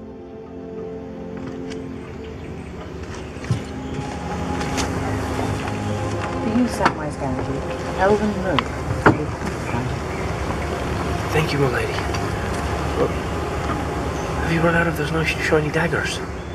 We shot that scene over several days, which I'm really glad has gone back into the extended cut now, because it's quite a nice scene and sort of essential to the story, because the Fellowship are given these gifts which they use in subsequent movies. So I'm glad that we're actually able to let people see that scene now, because it sort of sets things up for the next two films. Technically, the scene was difficult because when you read about it in the book, it's quite enchanting. You know, Gimli says, yes, there is one thing I would have. I would have one hair from your head. And she gives him 3. Now, on the page, that works. But think about it in terms of film. There's the dwarf with his great big gloves on, and there's this elegant, wonderful woman. And what's she going to be doing? She's going to be doing, all right, then you want a hair sort of thing. Oh, damn. Well, there it is. Can you see the hair? There is actually a hair in my hand. All right? Now, she's got to fish out 3 anyway. All right, so now, what does she do? She gives this hair to me. What do I do with it? I mean, how do I take it? I mean, do I put it in the glove like that and say, oh, yeah? I mean, it is just too cumbersome to film. What was her gift? I asked her for one hair from her golden head. She gave me 3.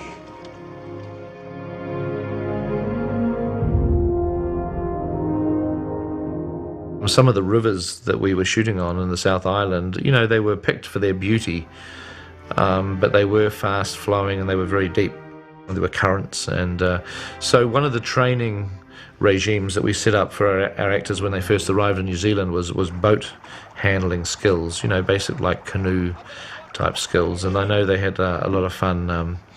Sort of. I think that most of their training, which was done off a wharf in the harbour, revolved around trying to make each other sink. But it did ultimately come in very handy, because usually it wasn't doubles in these boats. It was usually the actors themselves. We only had one mishap that I was aware of, which was shooting the scene where the actors are looking up at the Argonath, and that was a very deep, swift-flowing river. And Orlando Bloom was paddling his canoe, and he had a small Gimli. It wasn't John Rhys Davies, it was Brett, who was sort of a small Gimli, double dwarf size. Myself and Brett were in this boat, and one of the guys filming grabbed the front of our boat and stopped us because we were going on downstream, and he just stopped us to catch us. But the water was running so fast that when he held onto the boat, it just started to come over the top of the boat and into the boat. And so we just started going down. And I was going, let go of the boat, let go, man, because he was holding onto it, trying to help us. And these guys went under the water. The boat sunk. And all we had lots of safety boats. They rushed in. And Brett Beatty was in. I mean, it's kind of funny, except that Brett was in this like armor. Like, he's in heavy armor, man. That's chainmail that he was wearing, and he's got this wetsuit on. And he had like a blow up thing underneath him, a blow up life jacket in case. And he pulled that, and it didn't really inflate. I could see him going down, so I just went like, I was holding on to this guy, and I just yanked him up out of the water, and he was like this, and I was holding him up like this, and he was like going, like, he was freaked out, man. And we chucked him up, and he was okay, but it was like, for a minute there, man. I mean, that could have been bad. I think Orlando was more embarrassed than anything to be the one member of the Fellowship who kind of sunk his boat whilst on active duty. And those boats, as beautiful as they are, were pretty, pretty tippy. They were kind of flimsy in a way. And because of the scale issue, it was Kieran Shaw, was Frodo. And I remember that when we did the wide shot, we were really moving down that river. And Kieran, we're doing the first take, and Kieran's going, don't worry about me. And I'm like, I'm like, what do you mean? I'm trying to talk without moving my lips, you know, 'cause and he goes, well, if we flip over, I said, we're not going to flip over. And he goes, if we flip over, just save yourself. I can't swim. I said, what? You know, I couldn't believe it. Then I got really nervous. You know, like if someone's watching you driving, you start overcoming. And I was like, every eddy now became fraught with, you know, possibility. And after that take, I said, you're kidding, right? And he goes, no, I'm even afraid to take a bath. I'm like, Jesus.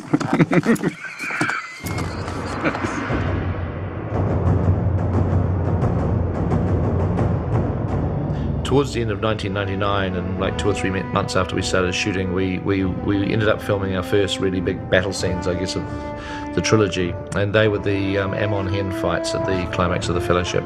This is a fight routine that happens on top of this hill, and you guys are charged up the brow of the hill, and you're flooding over here, and Aragorn here, Vigo, gets to fight you single-handedly. One versus 100. Your killing machines move forward with the intention that you're going to kill. So keep it fluid, not stilted. Give it the best you can. Thank you. Richard made this impassioned speech, you know, for the sake of authenticity, this and that. But it was about bloodlust, about don't be afraid to maim, and just, I mean, you know, he was trying to do justice to Tolkien's vision, you know, and so he was just, there is no mercy, there is no, and these guys, you could see them shaking with anticipation, and I looked over at Pete, and then I looked over at the stunt coordinator, who was just going like that, who was feeling the same as I, which was, these guys didn't need any more you know, encouragement to, like, you know, beat the snot out of me. I was like, I'm not gonna be ashamed if I have to just turn around and run my ass off down the hill. It's no problem. You know, I got a long shoot ahead of me.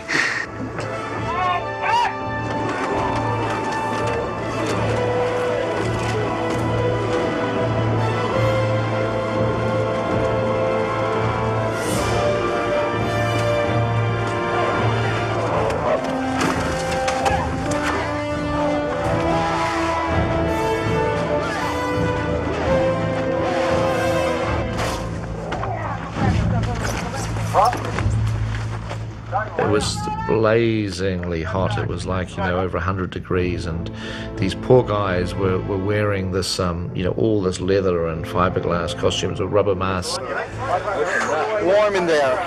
Yes, very warm in there. Cheers, guys. You all right? Coming. Now turn around. Yep. Turn around. In your stomach. Yep. Stomach. There. Gotcha. The great rules of karate are, if you cannot stand, you cannot fight. If you cannot see, you cannot fight. If you cannot breathe, you cannot fight. Sure enough, there I am, my helmet over my eyes like that. And in truth, very, very hard to fight.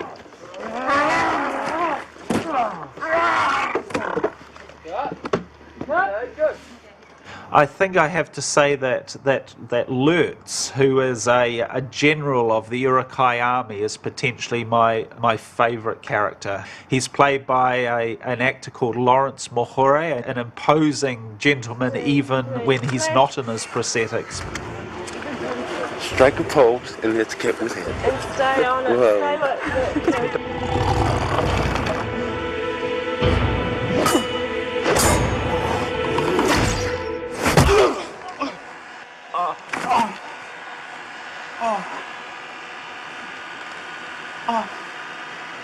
No!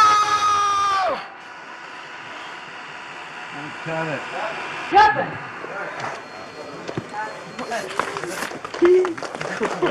Barry Osborne directed most of the fight between Aragorn and Lurtz. When you're running into that next shot, you really take off. And action, Vigo.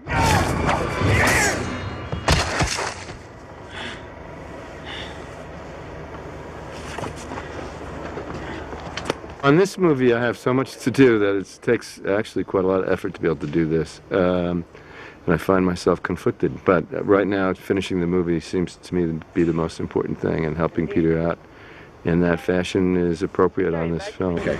Oh, well, that looks fine. Are you going to be okay with light and stuff? Have you got some lights up there? Are you going to tie it off? Blasting in there. Okay, well, you better shoot it faster before it gets too shaky. Well, I don't think, we don't want to lock it off long enough because it's just... But we have to keep him humid. We have to keep him feeling happy and good. So we just give him a camera and a crew, and he's as happy as Larry, stays off our backs. It's a brilliant scheme.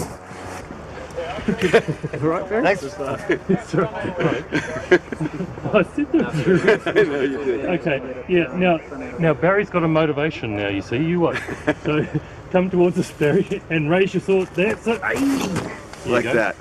Anytime you make a movie with the sort of physical action, you know, that we have, there's always a danger of people getting hurt. I mean, you obviously take every possible precaution that you can, but you know, with that, people do get hurt. Fortunately, on the film, we never had any particularly serious injuries. Not really serious, although one of the worst ones actually happened to Sean Astin.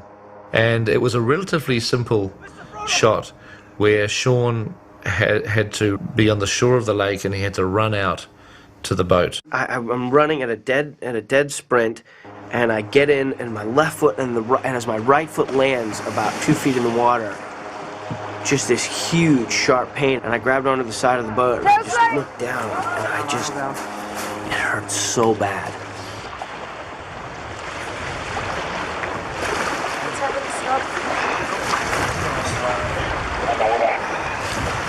Let's sit him down and have a look at his foot. Mikey, where are you?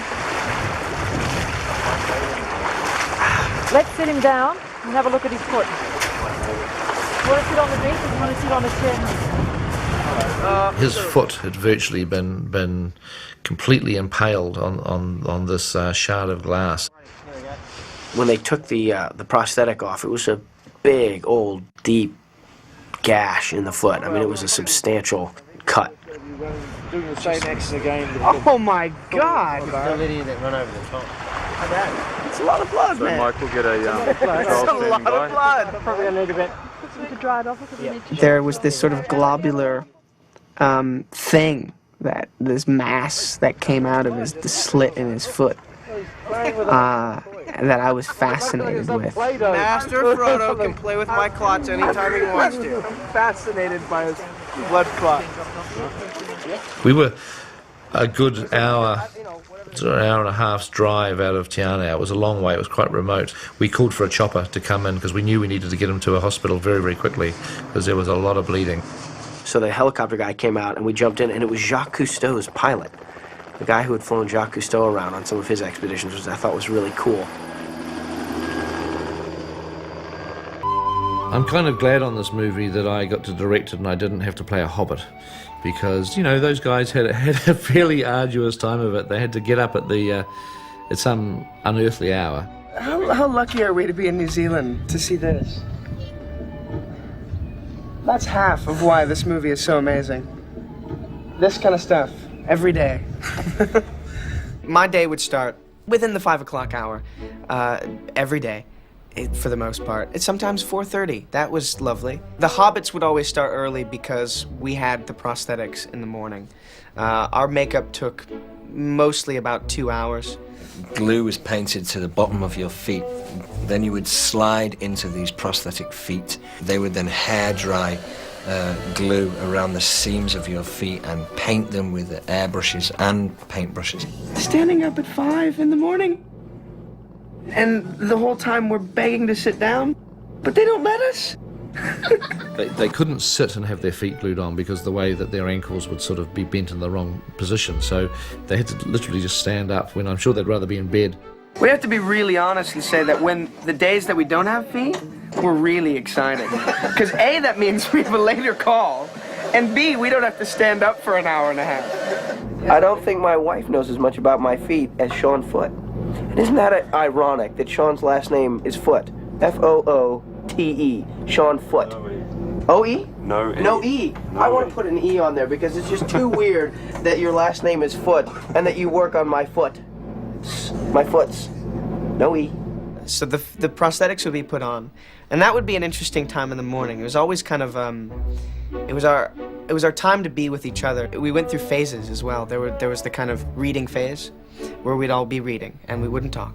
Then other times we'd be really into music, and the CD would be blaring and everything would be up, you know, just different kind of moods that everybody went through. Every morning I'd bring a book about this big, pick about 3 CDs to listen to because I'm here for so bloody long. And then we'd go on to the makeup chair, get our wig and our ears put on.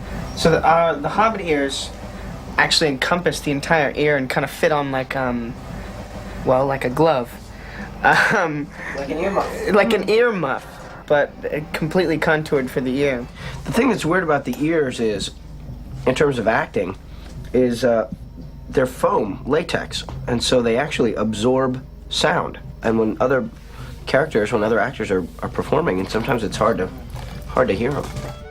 And then, you know, maybe we'd get our rewrites, because often, literally every day, the script was being rewritten.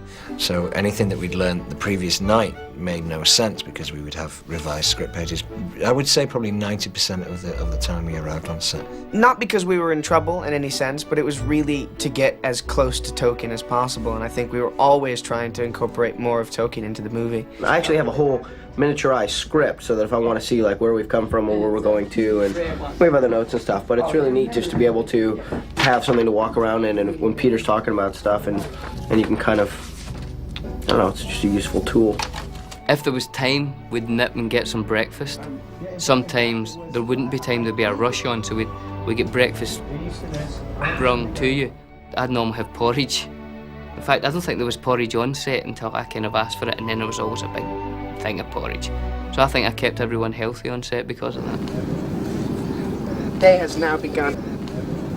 I'm now completely transformed into a hobbit. All that I have left is to put on my wardrobe.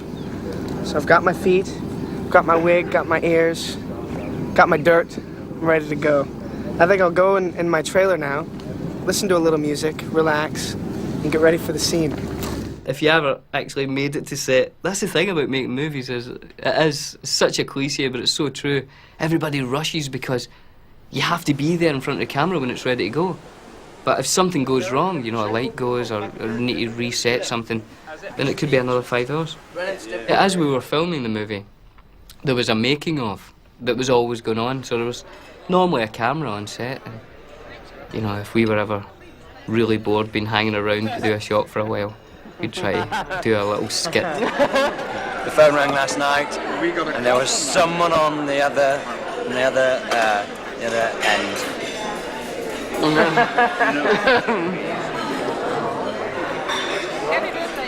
It is that thing where you get so used to each other's company and so comfortable with each other that some of the things that you're getting up to keep yourself entertained just start to become a little bit off-centre. So this Elijah guy, you know this Elijah Wood guy? Yeah. Have you spoken to him? Yeah, a couple of times. I was speaking to him today, and he's just been a real idiot. He's up for it. Hey! Hey! Sit down, man. How are you? Hey, good. This party seems cool. Elijah Wood! Hey, I've got a present for you. Monahan. I've got a present for you. A present? Yeah. What for? Oh, just, yeah. Nothing. Yeah? Just something I picked up. You deserve one, man. That's cool. You guys rule. I'm gonna go and get that. All right. See ya. He is a fucking. Next time, I'm gonna punch him right in the I already did that to him the other day, man. Yeah? Oh yeah. Yeah. He fucking cried as well. He's like, Hey, mate. Hey! Hey! What's going on? Got an apple. Hey! Hey, you guys. I've never met friends like you before on a set. Shut up. No, honestly, I mean it. Nah, I would agree with that as well. You know about my apple? Never been so close to No. two people in my life. Yeah. You know about my apple? Who is that? Be an extra. I have no idea. He's jabbering all the time. I sat down, talking to you, trying to run my lines. Right. Jabba, jabba, jabba. Yeah, constantly trying to interact. And I'm busy with it. Hey! What's going on? Billy boy. Hey, how are you? Hey! All right. Billy boy! So we need to get back up in a minute or two, I think. Were we going back Yeah, up? I think so. I can't wait to do this scene with you. Yeah. We'll have fun, eh? You're just so giving. I think that's us. All right, come on, let's go. I remember once, me and Dom were doing this thing, just bored, you know, we're out on location. And he says, how fast do you think you could touch every table in this canteen? It's just me and him. I was like, I reckon I could do it faster than you anyway. The game that Billy played more than anything was to watch me run around and touch the tables and then to forget to have started the stopwatch and just watch me get more tired, you know, and the time's going longer and longer and just laughing and giggling to himself. And then I go to do it, and as I'm running around, my foot comes off, you know, and flies off. I'm not going hell wet that my foot's come off. And just at that, they say, okay, you're needed on set. And I've got this foot, you know, it's going to take like half an hour to put on. You just feel like an idiot. Of course, the biggest crime I could commit as a director was to have their feet glued on, but then, because of the angles I was shooting that day, to somehow not see the feet. Sean Astin in particular kept a running tally, and by the time he was finished a 274-day shoot, he could tell me exactly how many days he'd had his feet glued on and they weren't photographed. 50 separate days. We got to 50 that we had the feet applied when they weren't actually even seen on camera. In terms of the actual work itself, Peter would wait until we were all sort of present and he'd sort of talk us through things. And then we'll, then it's down, and then Billy says, oh, look, Mary, it's Frodo. Hobbits are small. They tend to be about 4 feet tall. 3'6" is kind of the average height of a hobbit. Obviously, we're not that size, so there was an interesting logistical issue with making us that size. And it wasn't one trick. There were a variety of things that we did to accomplish that final goal of the size difference between the hobbits and the rest of the characters. We had scale doubles, for one, and we, as the hobbits, had to direct them, which is interesting. So come up, run, and then just sort of, you know, maybe plant your front foot out there and just sort of settle yourself down with that as a bit of a, you know, the little tiny details that made up kind of a simple performance for us. We had to kind of work them out with the scale doubles. And that was required of us pretty much every day. Brilliant. Thank you, Kieran. The most complicated things were probably false perspective, whereby if I were to be doing a scene with Ian McKellen, he would be in the foreground of the shot so that he would just look bigger, you know, because he'd be closer to the lens, and I would be back from the shot, but we would make out that we were level with each other. Amazingly simple in the sense that it is literally just one person in the foreground, one person in the background. Elijah will be, we'll look at the eyes, Elijah will be roughly down here. He's not directly opposite you, he's a bit lower, a bit further down the tunnel.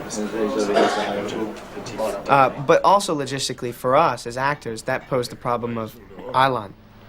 From the hand of Sauron himself, no, don't look at me, Sauron himself. Because we couldn't look at each other during the two shots, which is a weird thing because you rely so much on the other actor's eyes when you're acting. It's important to have that connection, and we didn't have that connection for those kind of shots. And then there was also blue screen. Here we go, and action! And that was incredibly complicated, and I was really nervous because I was like, this feels really weird.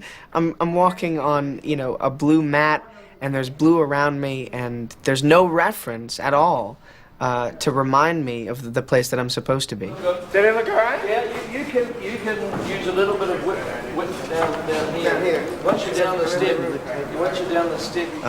There's a scene with Gandalf and Frodo in Bag End when Frodo gets up from the table and says, you know, we'll hide the ring and no one will ever find it. And suddenly I had to kind of remember my marks, hit a mark at a specific place at a specific time so that it matched the timing of the shot that they got with Ian. No one knows it's here, do they?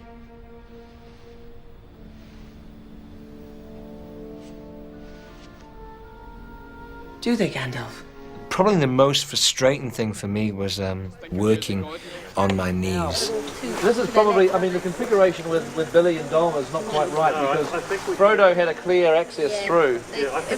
Just the freedom of movement that you have from having your legs, you know, positioned on the ground is a lot freer than having your knees because there's a sense of overbalancing or underbalancing, falling one way or the other. And so you've got all these kind of different technical and logistic and cinematic tricks going on in your head, but at a certain point, you have to just kind of squeeze that out of your mind and remember what the story is and remember what your character is and have a profound emotional interaction with your imagination on camera. I think I'm getting the hang of this. We'd wrap generally at about 8 o'clock. Birthday boys are going to Alcove tonight, so if anyone wants to join us. Where's that? What town's that? It's in Hamilton. Hamilton. Yep. The drinks on the line, There goes my for the year. So I hope to see people there. That would be lovely. We had to take off our costume, then go into makeup and have our ears taken off and our wigs, which took about 40 minutes, and then have our feet taken off, which took close to about an hour, you know, in kind of soapy water with people hacking away at your feet with brushes and metal sticks and pipe cleaners and toothpicks and all that kind of stuff. Once the feet were off, if it was a Friday, we might have a beer as well, which is nice. You sit there with a beer, somebody rubbing your feet. Come on, does it get any better? I don't think so. That's a typical day in the life of a hobbit on Lord of the Rings. For me, Hobbiton was going to be the thing that was going to take forever. I just couldn't imagine we'd find Hobbiton intact as we found it in the back, you know, the backside of a big plot of farmland outside of a town, little town called Matamata in the North Island. And the lane sort of went up through here. Then that way you can stand over near where Rick was. I remember the first time we went there and went through this one gate, and there was Hobbiton. You know, there was the lake, there was the Partyfield tree, there was the hill that Bag End sits. It was just right out of the book. And maybe the Partyfield then is, you know, just over the back there. It overlooks the water in a way, doesn't it? To this day, if you were to go visit it, it will always feel like Hobbiton. It's just a great spot.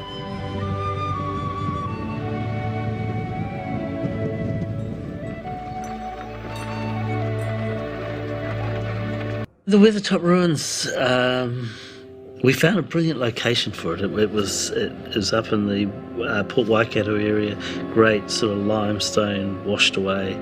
Standing on top of Weathertop, there's the road in, there's a hilltop, and it drops away quite rapidly down below. This is the hollow on the western side of Weathertop. It's got a good size to it. In terms of the location, we never intended to build anything. The Weathertop that you see in the movie exists in physical form in terms of the wide shots because of a visual effects shot. And with respect to once the hobbits are at the summit and surrounded by the wraiths and then saved in turn by Aragorn, you know, that's actually just a soundstage. So the location itself never had to deal with a build, and as a result, that was the location that, you know, we could sort of, you know, hump the equipment in or chopper the equipment in to kind of do on the day.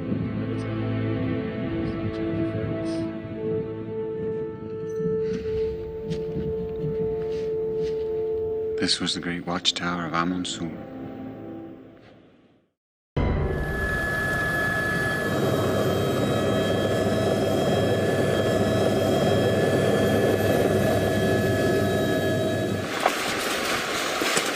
The horse chase basically culminates in the riders chasing Arwen across the river.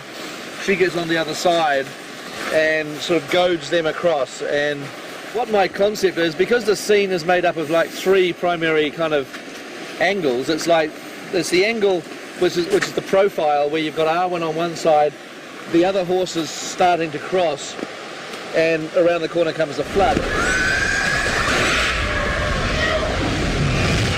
Yeah, there is actually a road. There's an old miners' road up here, and there's a whole lot of old buildings up there, old kind of miners' buildings. The foundations of them up in the trees there, because this was actually the ford. I mean, if you imagine before that bridge was built there, in this particular place there were 10,000 people. And here in Skippers, this is the township. But there were 10,000 people at the height of the gold rush, and that bridge didn't exist, and this was actually their ford, the real ford.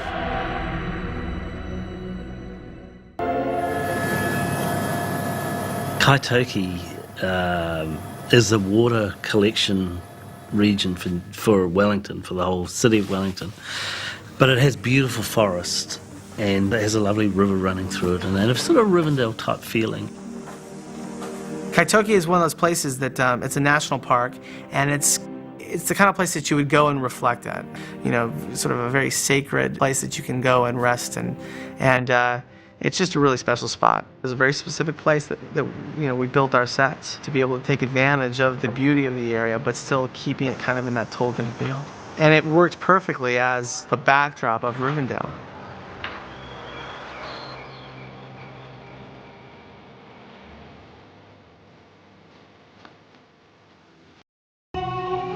This is the idea with this is it's the Lothlorien woods. Now we're in a different forest, a different part of the story. Paradise is this beautiful forest area. Just out of Queenstown, you drive to Glenorchy, it's about an hour's drive, and then beyond Glenorchy into the real wilderness, you find this beautiful forest called Paradise, and it's essentially an old beech forest that has a major canopy of leaf, and underneath the ground is covered in very soft, very vibrant green moss, which just covers everything.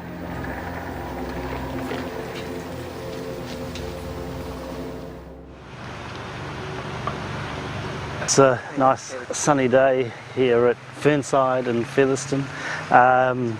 This is the Silverlode riverbank. It's a beautiful location, and the access is good. One of the huge attractions of this particular area was lots of lovely oranges and reds and greens in the leaves, which we have lost a bit with the onset of winter, but we've managed to add a few, in the right places, so it's working okay.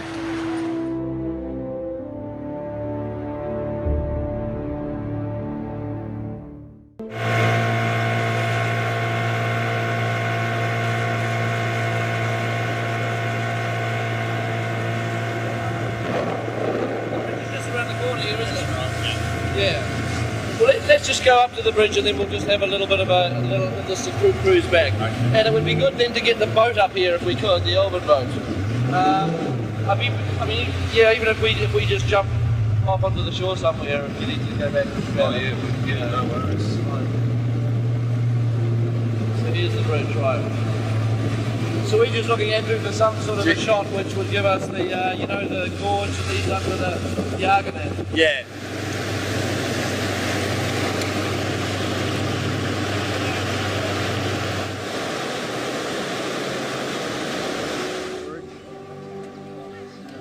Now see those sandy banks down there at the end of the gorge?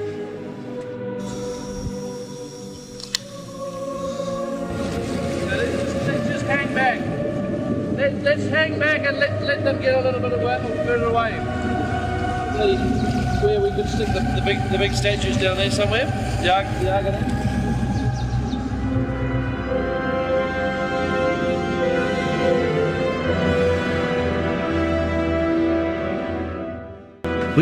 We split Amon Hen into sort of three elements, essentially.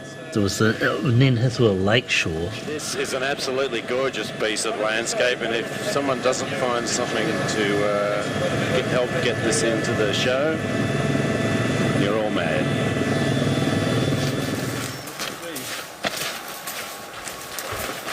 That's probably one of the nice ones. Yeah.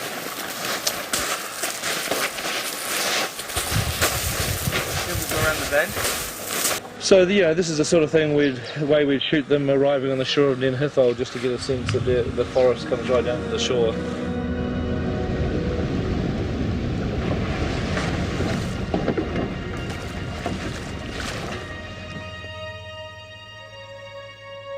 Paradise, we shot the Pathgallen section of it, which was the approaches to the Amon Hen seeing seat, and where there was a lot of battle between the Fellowship and the Uruk-hai.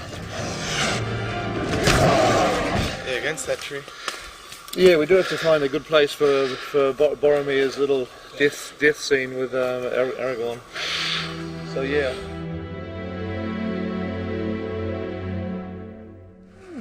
From deer to cats. Eamon Hen Seeing Seat we did alongside Lake Wakatipu, which is sort of closer to Queenstown, on a beautiful little promontory above the lake.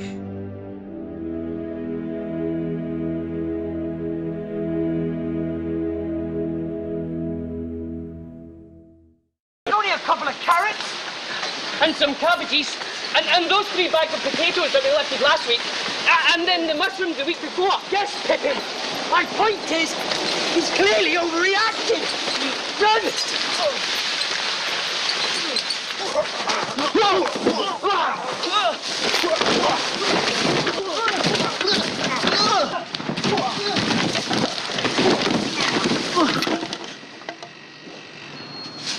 Elijah has to fall down onto the ground. It was very serious shot. Falling down onto Billy with me by his side near his anal passage, and as he fell down, he let go a little burp.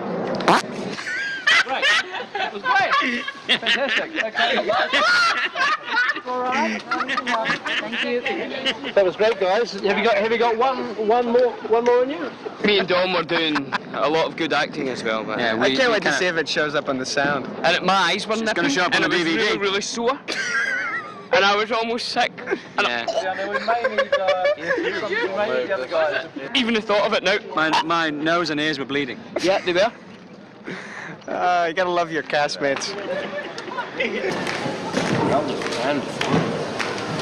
I think we'll just have another ad. So this Elijah guy, you know this Elijah Wood guy? Yeah. Have you spoken to him? Yeah, a couple of times. I was speaking to him today, and he's just been a real idiot. He's up. Hey! Hey! Sit down, man. How are you? Hey, good. This party seems cool, isn't it? Elijah Wood! Hey, I've got a present Down for you. Monahan? I've got a present for you. A present? Yeah. What for? Oh, just for, nothing. Yeah? Just something I picked up. You deserve one, man. That's cool. You guys rule. I'm gonna go and get that. All right. He's a Next time, I'm gonna punch him right in the I already did that to him the other day, man. Yeah? Oh, yeah. Yeah, He cried as well. He's like, hey, mate! Hey! Hey! What's going on? Got an apple. Hey! Hey, you guys. I've never met friends like you before on a set. Shut up.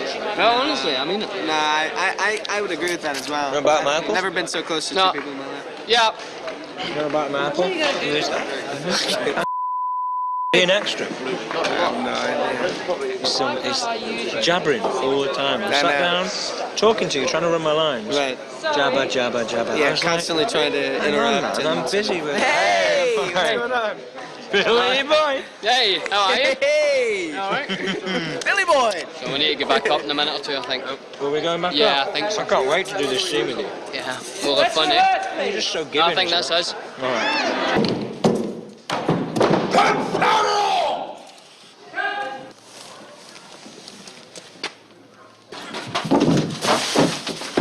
Something sort of that's quite, you know what I mean? It sort of has a. That's essentially what it is. But yeah. Okay. All right. All right. Well, why don't I quickly go bang off this pocket shot so we can free up Richard and the other camera. You guys set up this for him. Where is the shot?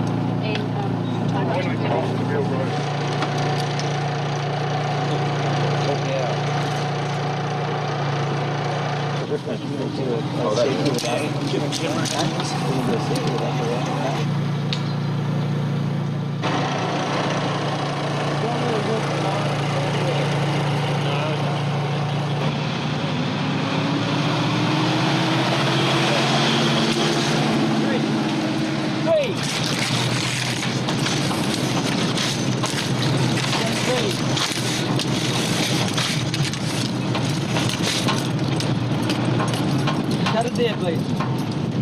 Okay, So string on one. Strings and shot.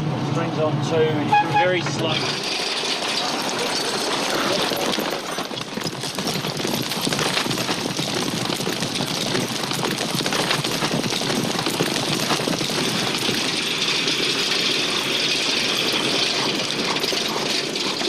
So Liv comes up and grabs him back, pulls him back into the retrieving him back which would be nice. Just really. Well, should we do the head as well if we're going to do that? Or are you happy with the? Do you want a one like that? Oh God, it's raining. Guys, We have the worst luck in the world. this rain's going to fresh the costumes, just sort of give it a chance to ease.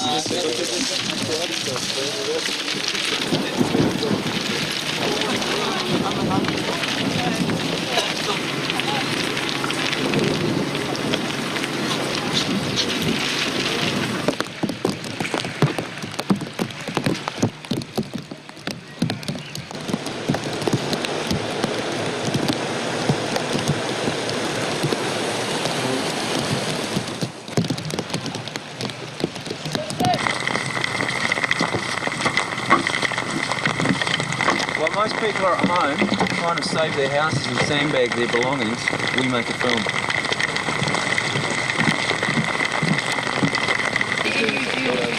Hey, when are our scale doubles ready, Karen? We're on you. It's all the turbans to do.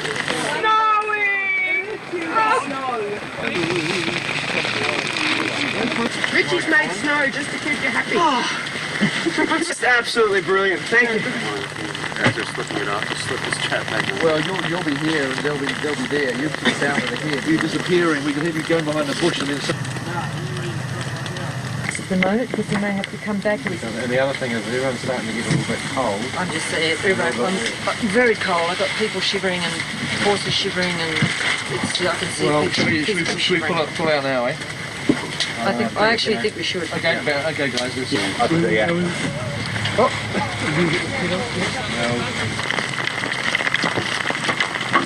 Into the thing there. Yeah. Okay. Good. Well, it'll be good. It'll be great. It'll actually make it a really good shot. You think so? A really nice shot. Yeah. Okay. Good.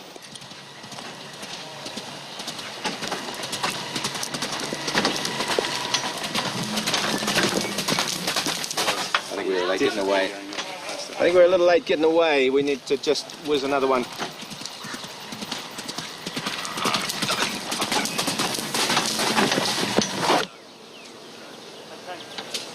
Just to try and get in a bit tighter. But we might need you at the moment. That just the way that your staff falls, it goes across your face a little bit. So might need to either just hold it back slightly or to take it out slightly. We've been shooting for about 4 months now, and we finally get to start to do things with the villains. Like we've done a lot of shooting with the hobbits and Aragorn and our heroes, and it's great to finally get the dark part of the story on film to start to set up the sort of the opposition, as it were. So it's good. It'll be fun to do this stuff. Alrighty, we are ready, folks. We're shooting this light.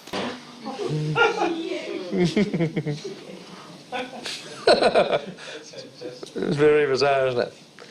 It's a good one for the old DVD.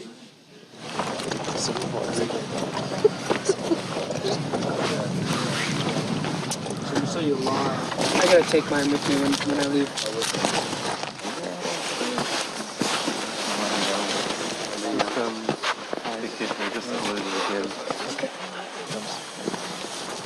Do you want me to let two times? Go down our sitting session. Shall I go to the next hole? Yep. Waiting for us myself. My name's Katrina Talbot, and I'm the back half of Bill the Pony.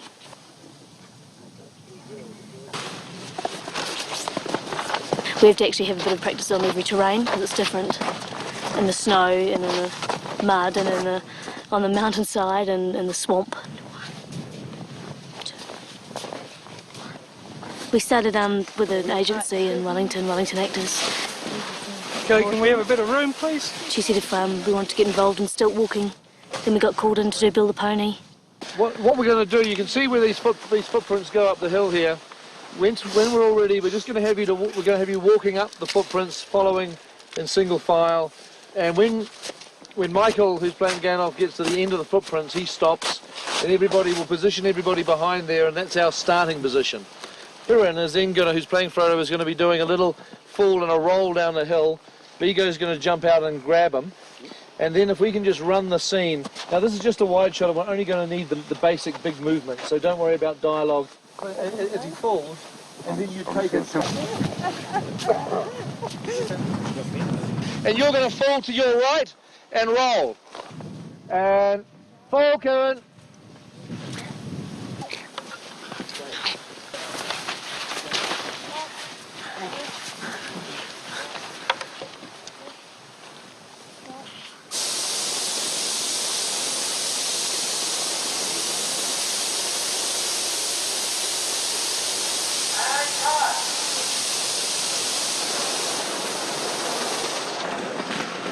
we've got the scene where we're walking through the snow. Using this product, we can make something that people can walk through. And if you leave it overnight, it'll get very stiff. And then we can use it for other bits of snow. And they use it to insulate houses. It's amazing stuff. It's the best snow we've had.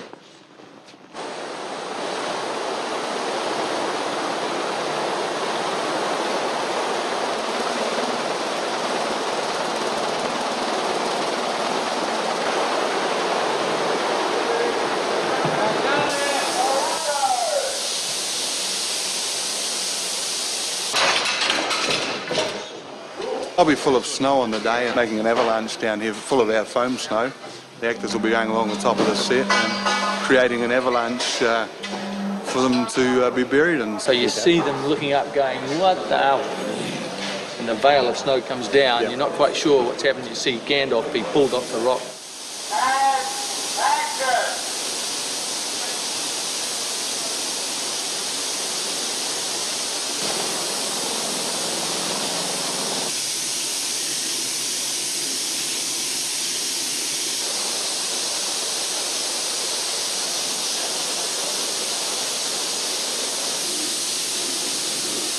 The simulated snow is a rice-based product, so it's just light and environmentally friendly and doesn't seem to hurt your eyes. The rest of all the dressings are different products, the waxes and different foams and paper and Dacron. But apparently there's MSG and rice, which can't be good. No salt. Basically, it's like takeout. Tuesday? On yeah. Tuesday, it was Kieran's birthday. Yeah, so he's a very old man, so we have to treat him very gingerly. It's not his size. Some people think his height makes him delicate. It's not. It's his age. He's an old man. Look at the chiseled, the etched, the years of experience found on Kieran's face. And later you'll be able to see him wearing all of our faces. Is that true? Yeah, have you tried me on? Yes. Does it feel extra good? Yes. Yeah. Brilliant. Did you feel the dramatic overbite with my I my did. upper lip there? I did. You did? Yeah. Don't drool in that mask. No, I won't. So can you just prepare me a memo to the art department, please? Can the memo just say that Peter wants to see designs and sketches of all hand props before they appear on set? Absolutely. And that Boromir's bag that was presented to me today is rejected as a piece of design. Boromir's bag? Boromir's bag is rejected as a piece of design. I don't like it. Okay. And that Boromir will need a bag within the next 2 or 3 days, I guess, so that they better come up with some ideas. Do I have my bag at this stage? Yeah, I just need to. We'll drop that down on final. Because I don't know if I have it at the Moria Mines. We have this person called the Strike Master. Grant Fahey comes along with his little elves and destroy it. It's a fast process, and they start from the top. They go to the bottom and sweep it out. It's all over. Tragedy.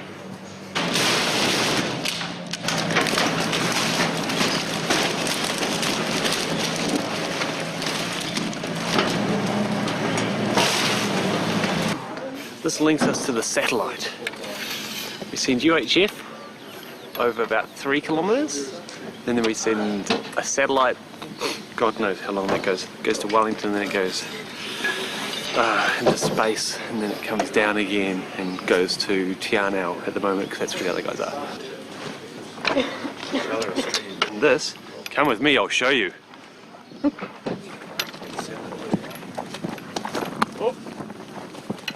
Nope. I just remembered we've got Peter with us today, so we don't have to send it anywhere. That would be stupid. Kate Blanchett is travelling this way to walk across the river.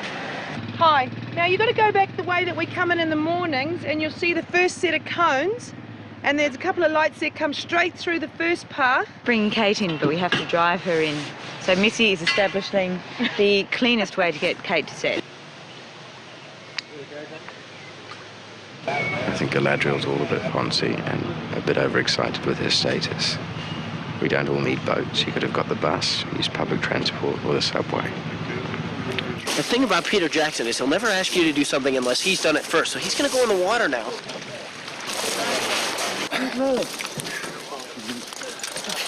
Because I feel a screw going. You feel a screw going deeper and deeper into your shoulder. Now we should do a bit of a rehearsal of Sean just practicing with his arrow. Getting used to the arrow. Getting used to being a man with an arrow. Picking out other people's Oh, eyes. stay clear, everybody. Stay clear. Everybody keep clear. Whatever you do, keep clear.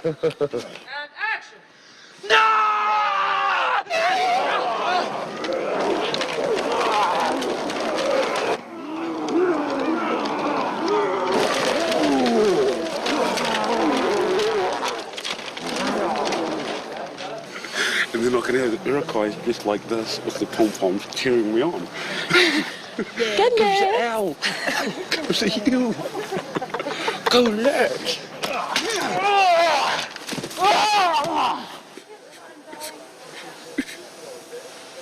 Idiot! It's better.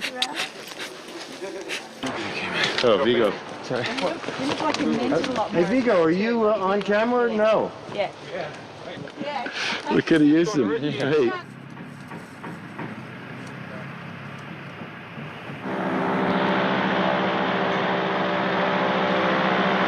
Waiting any second, they're going to say I have to go back to work. The more variety you give them in terms of what you do in takes or what you offer the other actor, the more chance of something interesting happening. If you don't do anything thinking, well, they'll never use it, then you're giving them nothing. And when we're going at the rate we're going here, it doesn't seem like it. Here I am fishing and all that, but that's because I'm waiting between shots. But we don't have much time to get it really right, so the more you can throw out there, the bigger the better. I think I better go learn my lines and forget about this for a while. You're killing machines. Move forward with the intention that you're going to kill. So keep it fluid, not stilted. Give it the best you can. Thank you.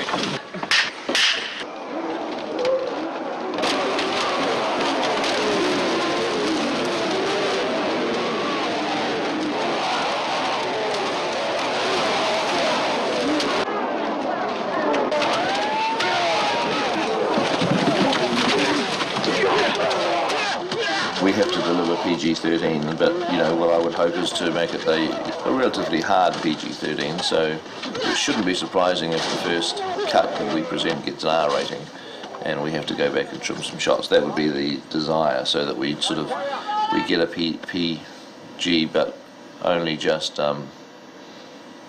sneak in, as it were, by having to trim some shots. And then, of course, whatever we trim can go in the DVD edition.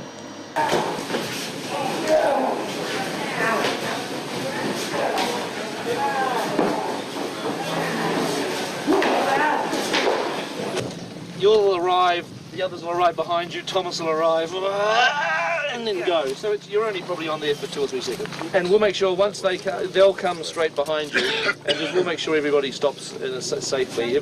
People should just move in and grab a goblin. Yeah. Grab a goblin. Grab a goblin.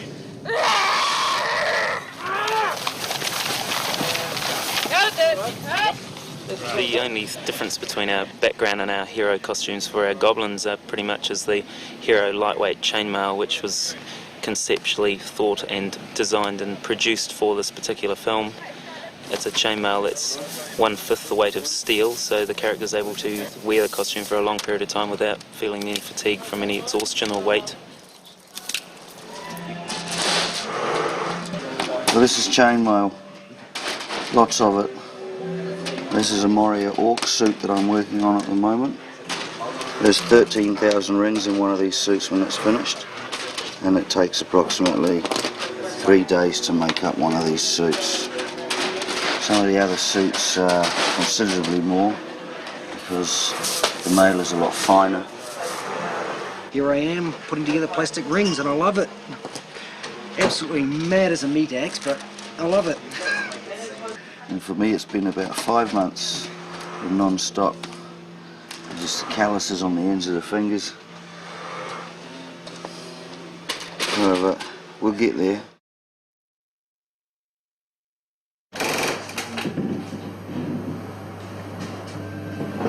Welcome to the bubble. Welcome to the bubble. This has been our home for what, the last year? 2 years. No, we only had the bubble for about a year. And the hostage. Oh, and the hostage, yes, we can't forget the hostage. He still hasn't coughed up his secrets. This is 5 million rings that we've put together, which is 10 kilometres worth of chainmail if every ring was stood on its edge. The only reason we know this is because the amount of materials that we've ordered through the supplier comes to 10 kilometres worth.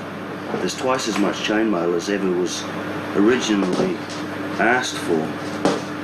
And you can imagine how we felt when all of a sudden all these stunties are wearing chainmail at Helm's Deep and giving it absolute death. And sort of standing there thinking, well, I hope it all holds together, because it was never originally planned to do that. And so far it has. With the guys. I'm just going to watch the blood off this one. Right, let's do it once more. Let's just do it once more. Turn around, yep. Turn around into the legs. Yep. Stomach. There. Gotcha.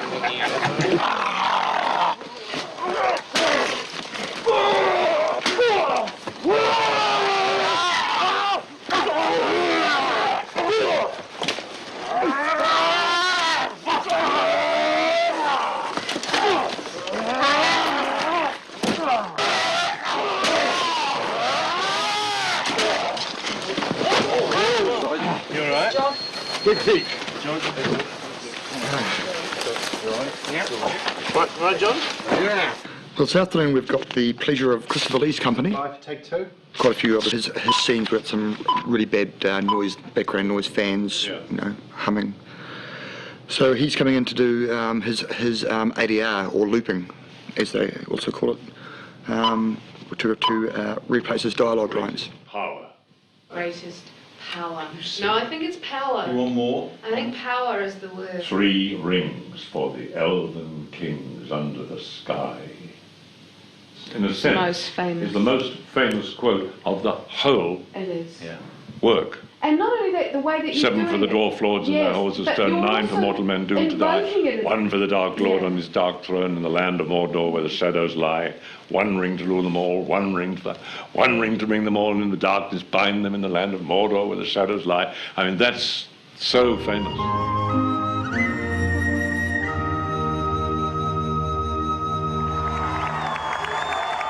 The beauty of cinema is that everybody that sees a film can have their own individual response to it. That whole trip that we took on all these premieres, when everything around us seemed to be swirling around far too fast and far too crazy, and we were being treated in a way that I certainly was not used to. It was a lovely time.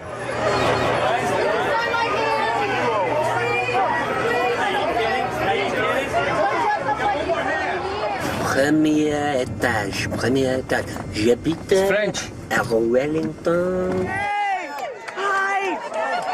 All of Wellington came to the center of town to see us arrive. It was completely overwhelming. The name of the capital city, Wellington, was actually changed for a day when the film opened there and became Middle-earth. There must be a rugby match on or something.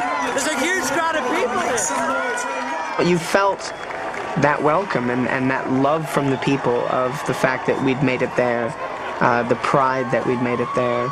And they came out in droves on tops of buildings, just completely there to show us their love. It was unbelievable.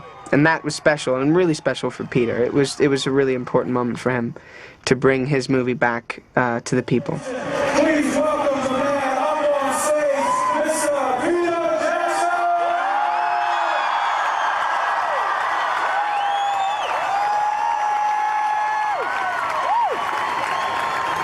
Thank you for coming, everybody. Thank you so much. This is the proudest moment to have Wellington turn out and be part of this. Thank you. If any of you see the movie in the next week or 2, I hope you enjoy it. Because it was made here, it was made in Wellington.